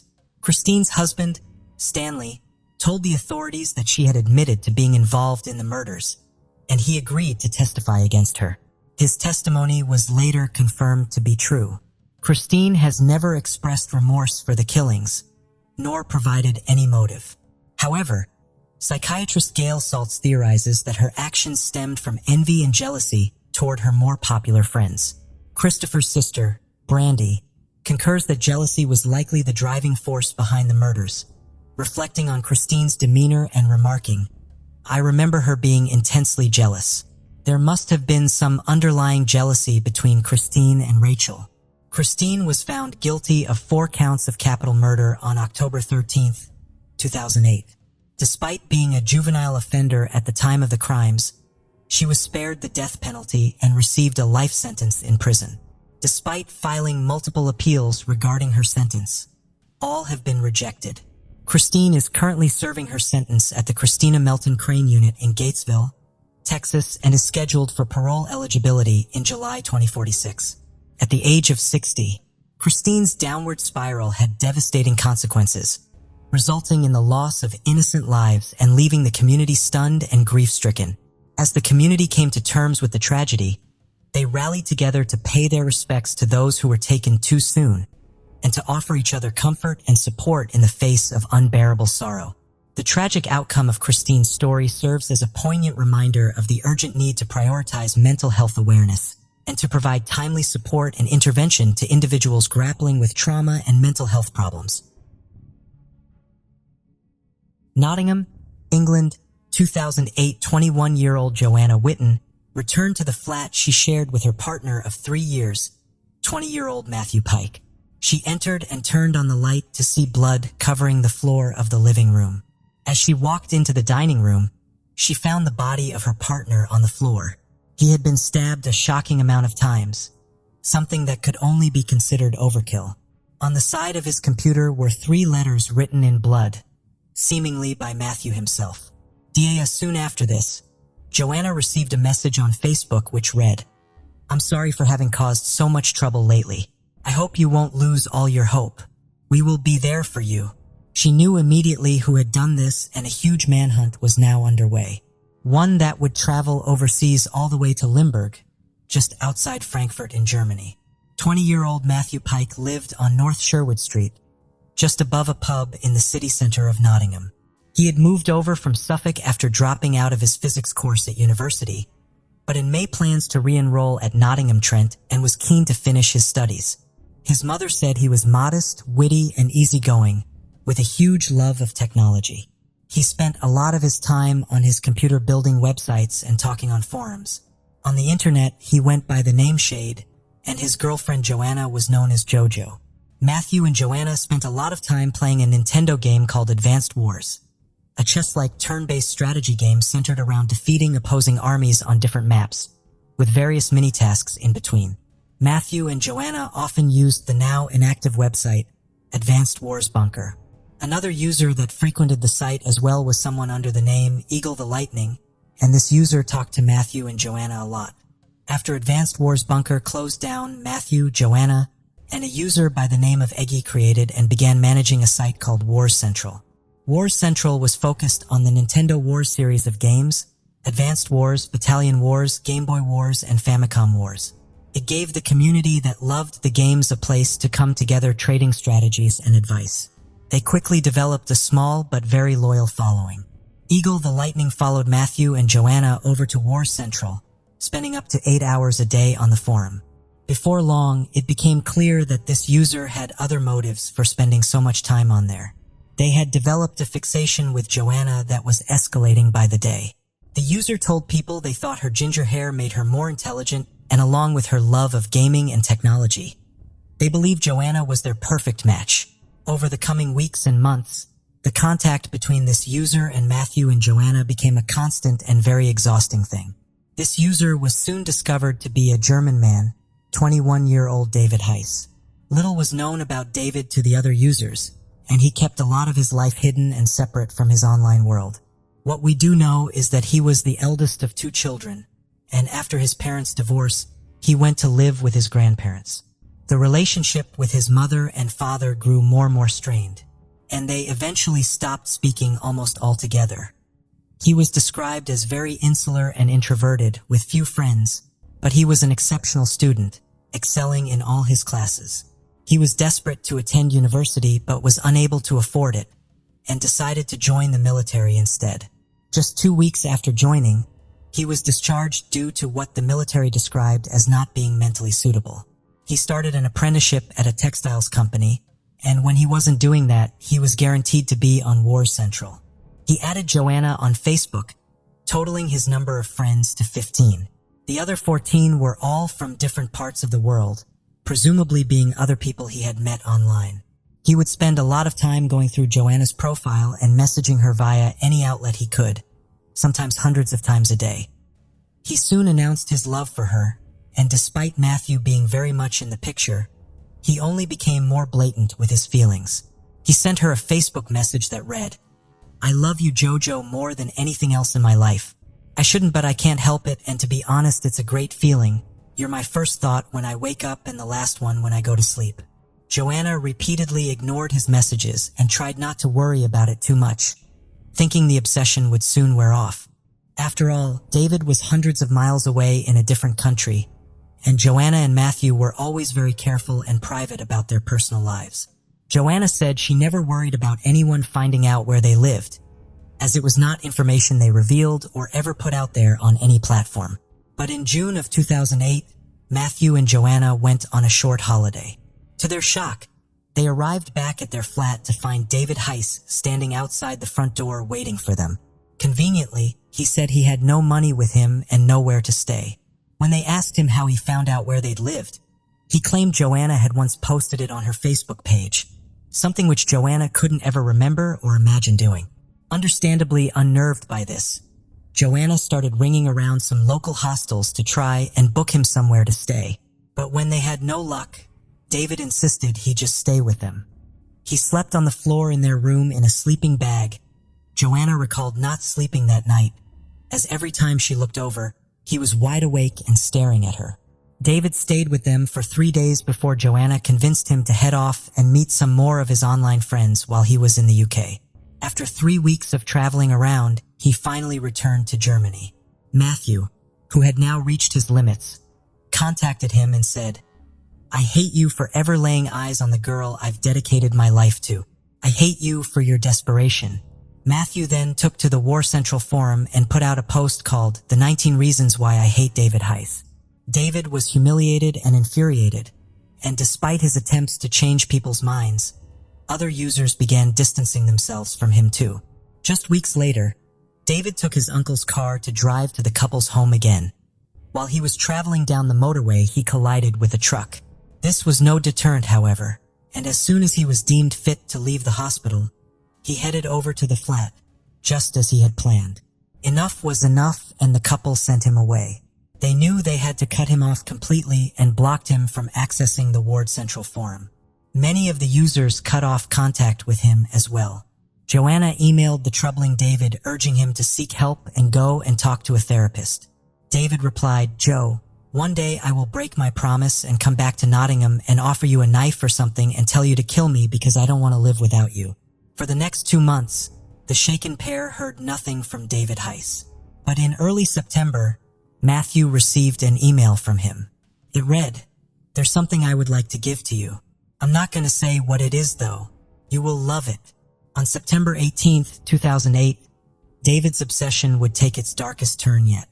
He packed some worn clothes, some gardening gloves, and a knife before boarding a plane from Germany to England via Amsterdam, his third trip in 3 months. When he arrived, he stayed in the station for a while looking for a tram to get. When he realized they were no longer running, he proceeded to walk through the town at 1 a.m. When he reached North Sherwood Street, he got onto the roof of the couple's flat and slept behind an air conditioning unit all night. That same evening, Joanna and Matthew celebrated their 3-year anniversary. At 6:55 a.m., David watched Joanna leave for work before forcing his way into the flat. He launched a savage and prolonged attack on Matthew, stabbing him a total of 86 times. It was clear from the location of the blood that he had chased Matthew around the flat for a while, with Matthew stumbling into walls and doors as he had tried to escape. After this, he threw some clothes and belongings around the flats, presumably attempting to make it look like a burglary, before he fled the area, leaving Matthew for dead. In Matthew's final moments, he crawled over to his computer and wrote DAV, the first 3 letters of David's name, in his own blood on the side of the monitor. A truly heartbreaking thought. But Matthew's immense determination to identify David and tell people what had happened showcased his strength until the very end. He succumbed to his numerous injuries shortly thereafter. Before catching his 1:20 p.m. flight, David walked up and down the street, dumping things in different bins. When analyzing the CCTV, it was clear that David was struggling to walk, partly due to a cut on his leg that had happened during the fight, and partly because the shoes he was determined to be wearing in the clip weren't his. His own shoes were covered in blood, and without a spare pair, he had taken Matthew's, which were a few sizes too small. He also disposed of the knife, which was never found, before getting on a flight home, just 16 hours after landing in the United Kingdom. It appeared that David had wanted to make the murder look like Matthew had taken his own life. In an attempt to give himself an alibi, he asked his sister to log on to some sites under his Eagle the Lightning username. In his suitcase were 2 suicide notes, one for him and one that was made to look like Matthew had written it. But for whatever reason, he didn't leave any notes at the scene. Police theorized that due to how bloody and violent the scene was simply no way that anyone would believe Matthew could have done that to himself. There was no other possible suspect, and police began corresponding with the authorities in Lindbergh to track down David Heiss. Joanna had given them a huge amount of information, including the car crash he was in while driving to their home. As the authorities had been involved in this, His address was soon located. He was arrested 4 days later and stayed in custody awaiting extradition to the United Kingdom. In a final, callous act of desperation, he wrote a letter to Joanna from prison, telling her he hoped they could be together when everything was over. David quickly admitted to killing Matthew, claiming self-defense, but police had numerous amounts of evidence that pointed to it being very much a premeditated killing. A search of his house showed the suitcase that he was seen traveling with, and inside it was the pair of bloody gardening gloves he had worn that day. During David's trial, he stuck to his story. Matthew was the aggressor, and David had stabbed him to defend himself. He said that he had traveled to England to confront Matthew and Joanna after they had started abusing him online. He said that he wanted to scare Matthew in the hopes that it would stop what he referred to as constant hostilities. He charged at me. I was trying to push his arms away so they wouldn't make contact with me. He lost the knife when it fell to the floor near the table. He tried to crawl towards it, but I tried to prevent it by sitting on him. After a few seconds, I got hold of it. He started kicking me in the back and he was looking at me angrily. I was lucky that I was still alive. I don't know if it was adrenaline, but I managed to get my arm away and then I stabbed him. The prosecution said this was totally convoluted and the placement of blood at the scene, as well as the fact that apart from the small cut, David had no injuries, told a very clear and different story. Mr. Justice Keith told David, "The fact your motive for the murder was so bizarre doesn't make your killing of Matthew any less serious. The tragedy is that you are unable to cope with rejection." In May 2009, David Heiss was found guilty of the murder of Matthew Pike and was given a life sentence with the minimum term of 18 years that he must serve before he can be considered for parole. None of David Heiss's family were present for the trial. Matthew's family issued a statement. "We will never truly come to terms with what happened to Matthew that morning. While we have wanted justice throughout the course of this trial, all we really want is Matthew back with us. There will always be a massive part of our family missing, and not a day goes by without us thinking about Matthew and what might have been. It's not fair that we should all have to live like this for the rest of our lives because of one man's actions. He has taken a wonderful, caring, loving young man from all of us. We hope this verdict will give us some kind of closure so that we can try and move on with our lives. But that is easier said than done." Joanna and Eggy continued running Wars Central for a while, where they made a tribute page for Matthew, which was always flooded with people sharing their memories and love for him. They went on to create Wars Wiki, the encyclopedia for all Nintendo Wars games. It was made as a dedication and a tribute to Matthew Pike. The case of Paige Bergfeld.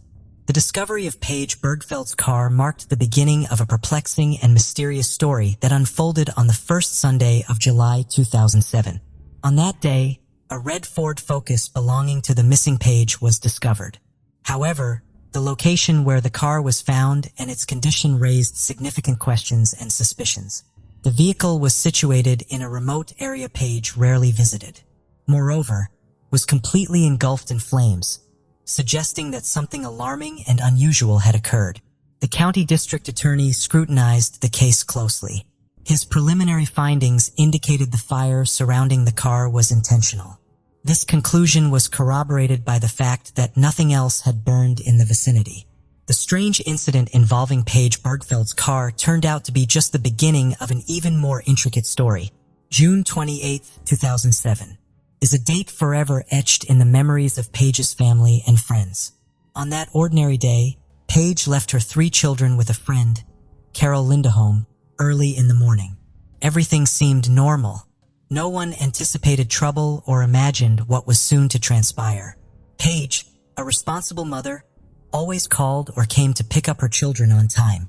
However, when Paige did not return to pick up her children, friends and relatives tried contacting her, but received no response. 8-year-old Jazz, her eldest child, took initiative in searching for his missing mother. After sending several messages to her phone without any reply, Jazz insisted on searching with Carol. They went to the police station, where Jazz reported his mom hadn't returned for him. The community was shocked by her mysterious disappearance, and many were eager to assist in her search. Consequently, a massive public search operation commenced to bring this young woman back to her children and loved ones. That same day, Frank Bergfeld, Paige's father, received a call from an official with the sheriff's department. The message was brief and shocking. His daughter had disappeared. Frank quickly realized something serious was amiss. He attempted to contact Paige, but there was no response. Left with no other option, Frank called his eldest son, Craig, who lived on the opposite side of the country. Without a moment's hesitation, Craig purchased a one-way ticket and arrived in town ready to assist in the search for his sister. Family and friends combined efforts with police and volunteers to initiate a massive search operation. People from various neighborhoods gathered to look for Paige, meticulously combing the surrounding areas and checking every possible corner, where any trace of her could be found. The police began by examining Paige's history with her loved ones to determine if they had any involvement in her disappearance. Naturally, authorities directed their attention to Paige's relationship with her first husband, Howard Bigler. Paige and Howard's relationship traced back to her high school years. After graduating from high school, Paige enrolled in the nursing program at the University of Florida, where she met a young man named Howard Bigler. Their mutual affection led them to start dating. Upon successfully obtaining her nursing degree, Paige returned to Colorado, where she continued living with her family.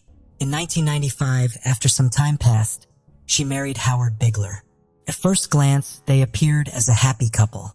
They shared numerous interests and views on life. Nonetheless, there was one significant rift. Paige desired to have children and start a family, while Howard did not share this aspiration.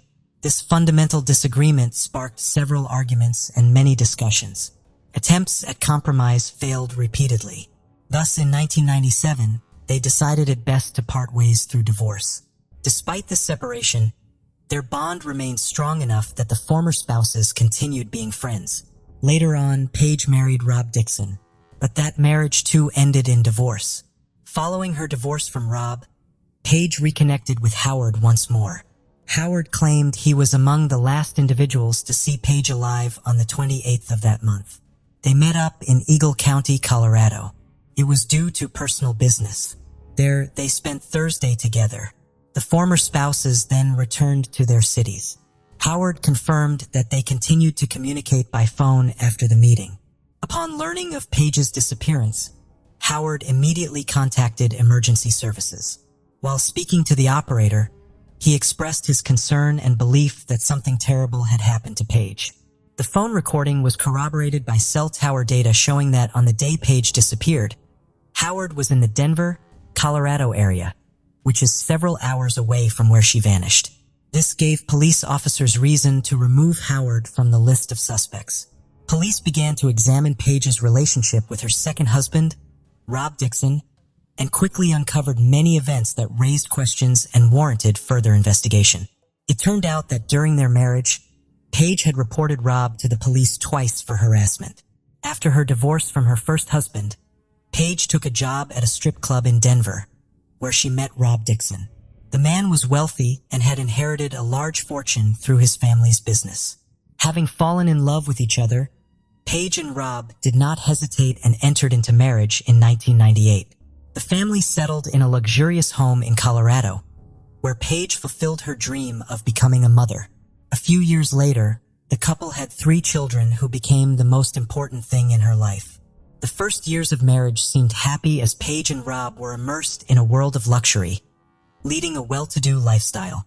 However, and quite suddenly, things began to fall apart due to financial difficulties Rob faced.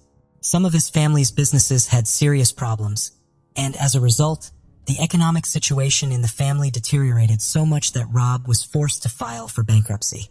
The financial collapse led to a profound family crisis.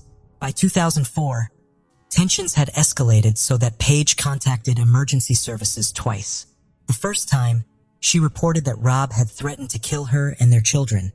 But the time the police arrived, both claimed to have resolved their issues on their own. A year later, another incident occurred that was markedly different.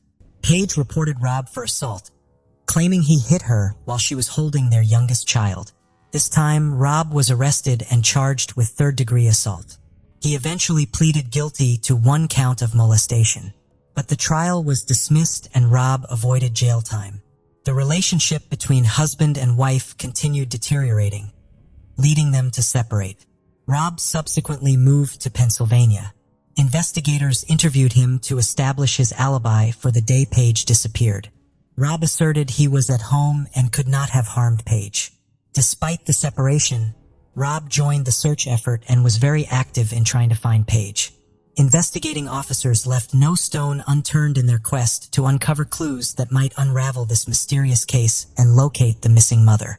One of the initial steps involved a meticulous examination of Paige's car.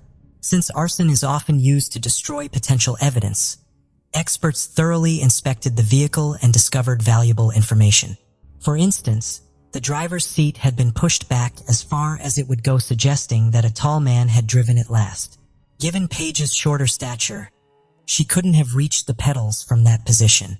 In addition, they found Paige's notebook in the trunk of the car, with several pages torn out, covering June 26th through June 29th. A few days after a burning car was discovered, a driver stopped on a highway southeast of town due to tire problems. A nearby checkbook caught his eye. He promptly reported it to the authorities. As they investigated that section of the road, they also found medical records, insurance cards, and other items belonging to Paige. Sergeant Weiler noticed that several pages from the checkbook had been torn out, and the items were scattered over a considerable distance. Most significantly, a business card found at the scene became key to revisiting the investigation. It was revealed that Paige led a secret life unknown to her loved ones. The business card indicated she worked as son to the alias Carrie. This discovery challenged all previous assumptions about Paige Bergfeld's disappearance. From that point forward, police officers faced previously unimaginable circumstances. After her divorce, Paige realized she needed to work hard and earn enough to provide for her children and meet their needs. She's starting a children's clothing business while simultaneously teaching dance lessons and selling kitchen supplies at a company. Despite her busy schedule, Paige always made time for her children, attended parent-teacher association meetings, and stayed active in school groups. However, this new discovery by the police upended everything known before. It turned out she had been living a completely secret life, with another phone used exclusively for professional activities related to her job as an escort. This phone became essential in unraveling the complex mystery that even Paige's close friends and family couldn't have imagined. Investigators were now faced with many questions. Why did such a devoted mother and successful businesswoman decide to live this double life? How was this secret profession connected to her disappearance? All these queries became priority in the investigation, adding layers of complexity and intrigue. Using the cell phone found in Paige's car, detectives accessed a list of contacts and calls made and received in the hours leading up to her disappearance. The last call from that phone was made on June 28th around 9 p.m. After analyzing this information, 7 individuals were identified as suspects. One of them was Lester Ralph Jones. Investigators paid special attention to Jones due to his criminal history, which included violence against women and kidnapping. For one incident, he served 5 years in prison. But that wasn't that alerted the police. A white car matching the description given by Carol Paige's friend also raised suspicions. Carol shared crucial details with detectives. She recounted a day when Paige approached her car and noticed another white car blocking her driveway. Annoyed, she got behind the wheel to maneuver out, but ended up colliding with the other vehicle. The unknown driver immediately fled the scene. With this information, investigators speculated that Lester might have been obsessed with Paige and possibly following her. Further digging revealed that Lester Jones had tried to schedule an appointment with Paige the day before she disappeared. When questioned, Lester denied knowing anything about Paige's disappearance and provided fingerprints and DNA samples. However, many suspicious items were found in his home. A disposable cell phone, men's wigs, a sheet with an escort services phone number, and women's lingerie in various sizes. Particular attention was given to the disposable cell phone found at Lester's residence. Analysis of call records from Paige's cell phone indicated that on the day she went missing, someone tried contacting her multiple times from an unregistered number. When questioned further, Lester claimed he didn't own a second cell phone, indicating he lied to police. Police determined that the phone had been purchased at a supermarket on North Avenue. Store video footage confirmed Lester was indeed the purchaser of that disposable cell phone. When he was shown the video footage, he refused to acknowledge that was him. As a result of all this, Lester Jones became the prime suspect in Page's disappearance. With no concrete evidence pointing to his guilt, the police to follow him and attempted to find Page's body in order to have enough evidence to press charges. The case was put on hold for several years. Meanwhile, the young woman's family and loved ones were at a loss for grief. No one knew what had happened to the young mother, and the search seemed hopeless. As time went on, the hope that Page would be found alive was dwindling. That all changed in 2012, when a hiker accidentally stumbled upon human remains in a ravine among rocks and bushes in Delta County. The find was discovered very close to the road, where Page's personal belongings had been found 5 years earlier. Experts who arrived on the scene were almost certain that it was the body of the young mother. The experts ran a DNA test, and the results confirmed that it was Page. She was found, but it was a grisly end to her story. The exact cause of death could not be determined due to the condition of the body. However, it was found that Page had been struck many times as several of her bones were broken, particularly the bones in her face. As a result, it was determined that she died from injuries sustained during the beating. This information added to the horrific drama of the story. Page's body was underground, and due to years of soil erosion ended up on the surface. This may explain why she was not discovered earlier. Lester Ralph Jones' case came to a halt for several years after Page's remains were discovered. In November 2014, he was charged with kidnapping, first-degree murder, and second-degree murder. However, the trial didn't begin until July 2016 and lasted 22 days. Prosecutors argued that Lester, who already had a history of violence against women, was frustrated at not being able to see Page after trying to get an appointment with her. The main witness for the prosecution was Lester's ex-wife Lisa. She recounted how he kidnapped and threatened to kill her at gunpoint in the late 1990s. Lisa Lester found it difficult to come to terms with her decision to end the relationship on multiple occasions. Once, he attacked the couple gun in hand. Tragically, Lisa's partner was shot in the head. A month later, Lester threatened her again, telling her she might end up at the bottom of a lake. Fortunately, Lisa managed to escape and contacted the police. This led to Lester's arrest on charges of kidnapping and assault. Lester's defense attorneys contended that the police had detained an innocent man. They suggested that other clients of Page could have had motives for the crime. However, they did not present convincing evidence linking others to the murder. Lester's current spouse also testified before the jury. Despite knowing he used an escort service, she did not abandon him because of her faith. Nonetheless, she didn't provide him an alibi and even identified him from a surveillance video at a supermarket where he bought a disposable phone on September 9, 2016. The jury couldn't reach a unanimous verdict in the first trial, leading it to be declared a mistrial.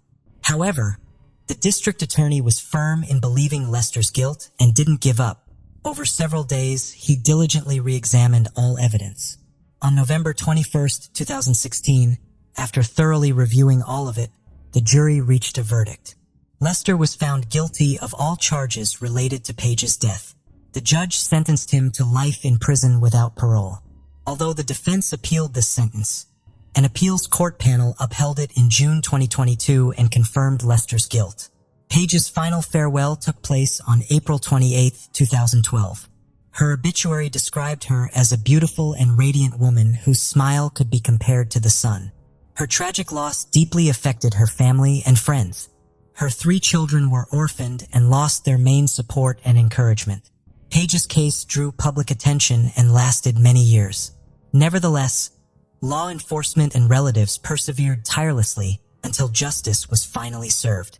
Lester Ralph Jones was found guilty and sentenced to life in prison without parole. Now he won't be able to harm anyone else. Page's story underscores why it's vital to fight for justice, regardless of how long it takes or how much effort is required. Her memory will forever linger in the hearts of those who knew and loved her. This case takes us to North Webster, Indiana. In 1975, The little town of North Webster was known to be quiet, peaceful, and safe. It was a place where residents often kept their doors unlocked. Back then, parents would often give their children the freedom to go ride bikes up and down the traffic-free streets. North Webster was a community where everyone knew each other, and people spent hours hanging out on their front porches. But when Laurel Mitchell was murdered, the news of her death sent shockwaves throughout the small town, and residents were faced with the unsettling possibility that the killer could be someone they knew. The small lake community of North Webster had never before seen a crime like the 1975 murder of Laurel Jean Mitchell. Even today, with the case solved, the community still remembers the case. Laurel Jean Mitchell was born on the 24th of May, 1958 to Richard Dick Mitchell and Wilma Mae Mitchell in Whitley County, Indiana. At the time of Laurel's murder, Dick Mitchell was a well-known public figure in North Webster. He was a U.S. Marine Corps veteran. On the other hand, Laurel's mother, Wilma Mitchell, operated the North Webster Food Pantry at Augsburgers for several years. Apart from Laurel, Dick and Wilmer had two more children named Bruce and Sarah, who were 18 and 12 respectively. Laurel and her siblings had a tight-knit bond despite the occasional siblings' rivalry. Laurel grew up to become a loved personality in North Webster. Her friendly nature and heartwarming smile won over the hearts of everyone she met. She often went out of her way to make other people around her happy and feel loved. Laurel had many talents, in which one of them was her love for singing. This made her join the local church choir. Her love for music did not stop there. She was a good dancer who brushed up her skills by taking dance lessons at a local studio. She found a sense of accomplishment in singing and dancing. By the age of 17, Laurel Mitchell was set to begin her senior year in Wawasee High School. Before the school year began, she decided to take up a job at the Cokesbury Inn, a small restaurant in Epworth Forest, located on the shores of Webster Lake. For her, taking up a job at the restaurant means having the opportunity to gather experience and add value to her life, while she makes a couple of extra bucks. On the 6th of August, 1975, the Mitchells family started their day unaware that a tragedy awaits them by the end of the day. Laurel, Sarah, and a friend of Laurel who stays with them woke up to tackle their morning chores. Bruce, the oldest child and the only son, was not around at the time because he was already married and was serving in the Army in California. Dick and Wilmer got ready for work and bade their daughters goodbye as they headed out to their respective workplace. Later that afternoon, Laurel, who was on a night shift, also headed to work with plans of meeting up with her friends at Adventureland when her shift was over. Oftentimes when she works the night shift, either her mom or dad would pick her up after work. But on the 6th of August, 1975, since she had plans to meet up with her friends, she didn't see the need for her parents to come pick her up. Around 10 p.m., Laurel Mitchell began to wrap up her work for the day, and at exactly 10:15 p.m., she left her workplace and headed out to Adventureland, a once popular amusement park about half a mile away from the restaurant where she worked. On her way there, she passed by a classmate who waved at her as she walked by the entrance to the Epworth Forest, and that appeared to have been the last time Laurel was seen alive. She never made it to Adventureland. Neither her friends nor family knew she was missing or in danger. Her parents believed she was with her friends at Adventureland, when in reality, her friends for some reason had changed location and gone to the county fair that evening. Thinking that Laurel had just gone home after work, the midnight curfew for the Mitchells family passed, and Laurel's family became worried because Laurel had not come back home. They waited through the night, checking the door to see if she would walk in, but Laurel never did. In the early hours of August 7th, 1975, at exactly 4:16 a.m., Dick and Wilma Mitchell called the police to report their daughter missing. Neighbors, friends, and the police started out for a search, but Laurel couldn't be found in all the areas they looked for her. However, few hours later, at around 10:30 a.m., a man named Glenn Dixon and his son, Hager Dixon, were about to start fishing in the Elkhart River near Diamond Lake Road Bridge in Noble County when they found a dead body floating in the water. The police were called to the crime scene, and the body was quickly identified to be Laurel Mitchell. The news of Laurel's death shattered her family and the whole community of North Webster, who saw Laurel as a kind, decent, and beautiful person. Laurel was described as smart, boisterous, and motherly, often doting on the neighborhood children. Due to her involvement in the local church choir group, dance classes, and other community events, she was a well-known face in the small town of North Webster. And this was why residents in North Webster were shocked. They wondered who could kill such a sweet girl who wouldn't hurt a fly. On the day Laurel's body was discovered, Dr. Peel Sonk from the Goshen General Hospital in Goshen, Elkhart County, Indiana, performed an autopsy on her. The cause of Laurel's death was determined to be drowning. She showed no obvious signs of trauma aside from several bruises on her hands and shoulder. She was said to have resisted her attacker, fighting for her life. When Laurel was discovered, she was fully clothed, however. The autopsy determined that she had been sexually assaulted. The police ruled the case to be homicide and the search for Laurel's killer began.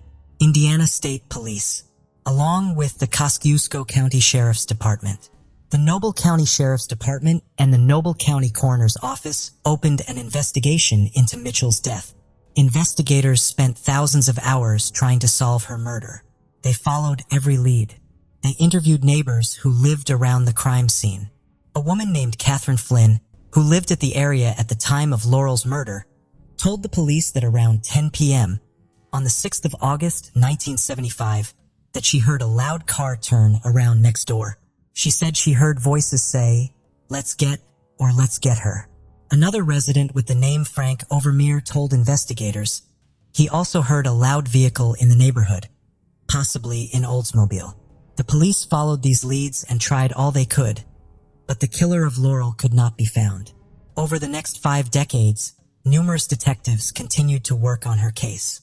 With no improved DNA technology in the 1970s, the Laurel Mitchell's case was gradually getting cold. After waiting for years to get answers, sadly, Dick and Wilmer Mitchell couldn't cheat nature as they passed away from natural causes at the age of 82 in 2012. However, despite the case growing colder by the day, Laurel's sister Sarah Mitchell never gave up hope of finding answers.